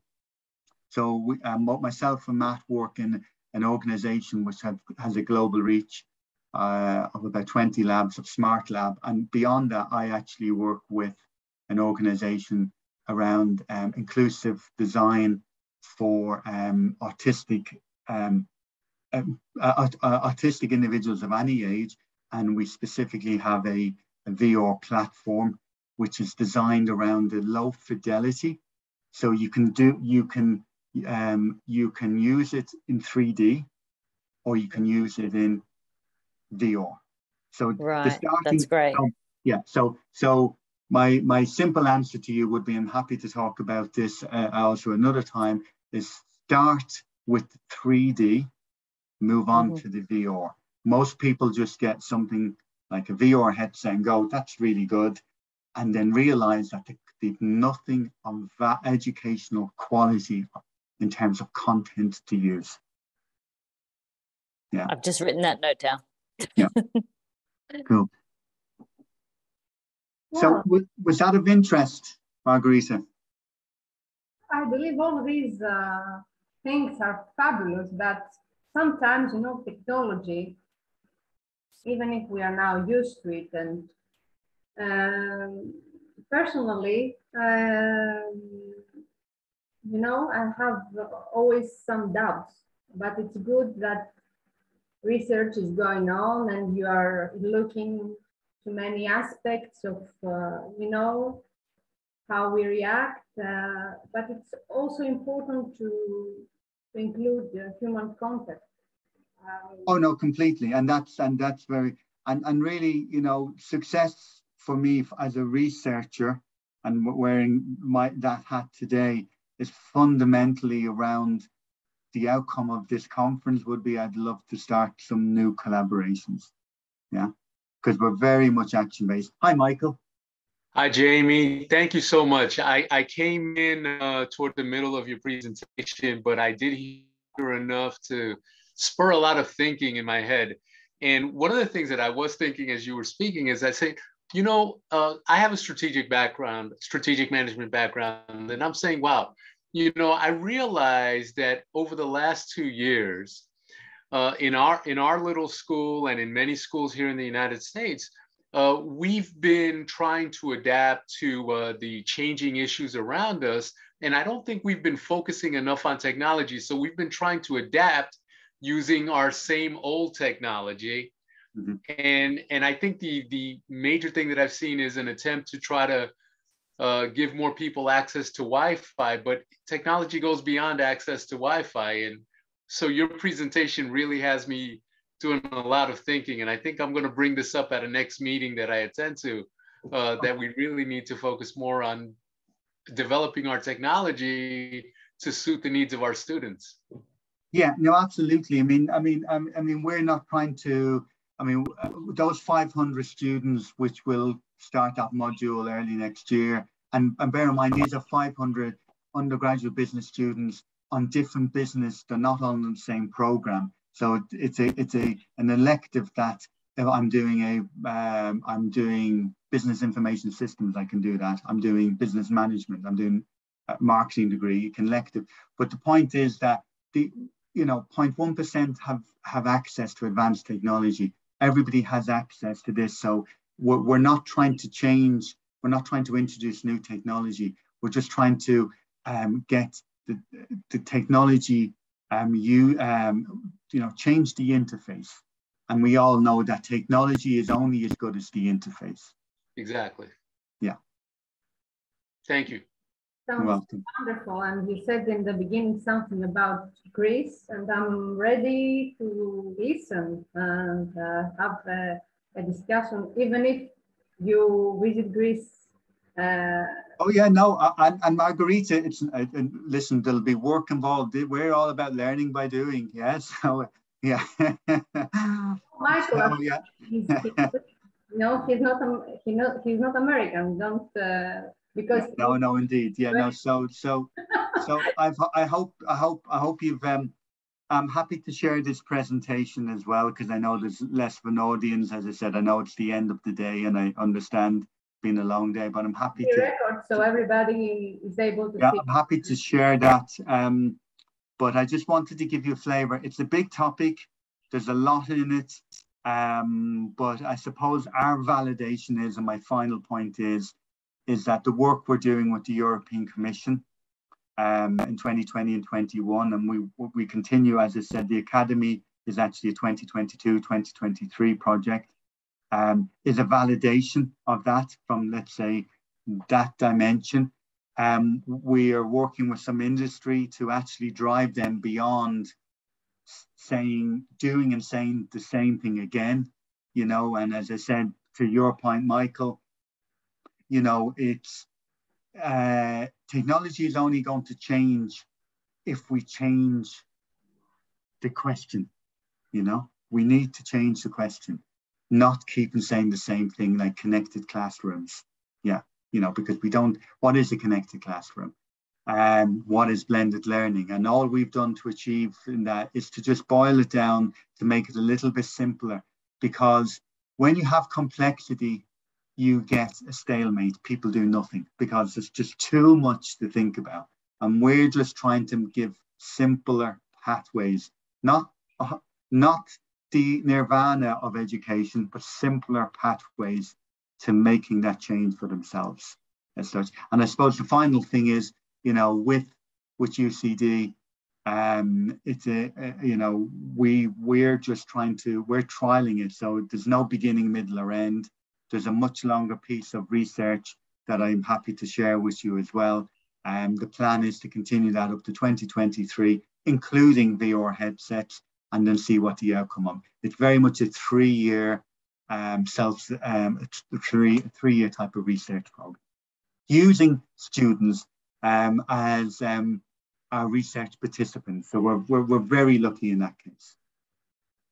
So I agree with simplicity, as you, this is great. And what we have also said these 3 days during this international conference is that each educator should be authentic, using, of course, technology, but the authenticity. Yeah.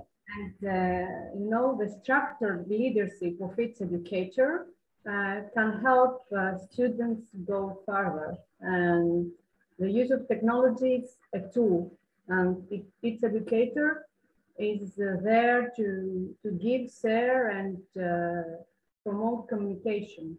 And this absolutely, yeah. And as I said, you know, the foundation is a strong pedagogy. We can never forget that. You know, we really can't. And sometimes I lose sight of that because you see, you're trying to achieve an objective, but you always have to come back to the pedagogy in that respect. So that's always our foundation. That's our safe haven. Always go back to the pedagogy. And when I say the pedagogy, I mean looking to how we can evolve and use that, but not use a particular methodology or not use a particular research approach for the sake of it. And that's why we tend to very much focus on observational research. So a lot of what we do is observational research, and where we work with panels of students to get their feedback.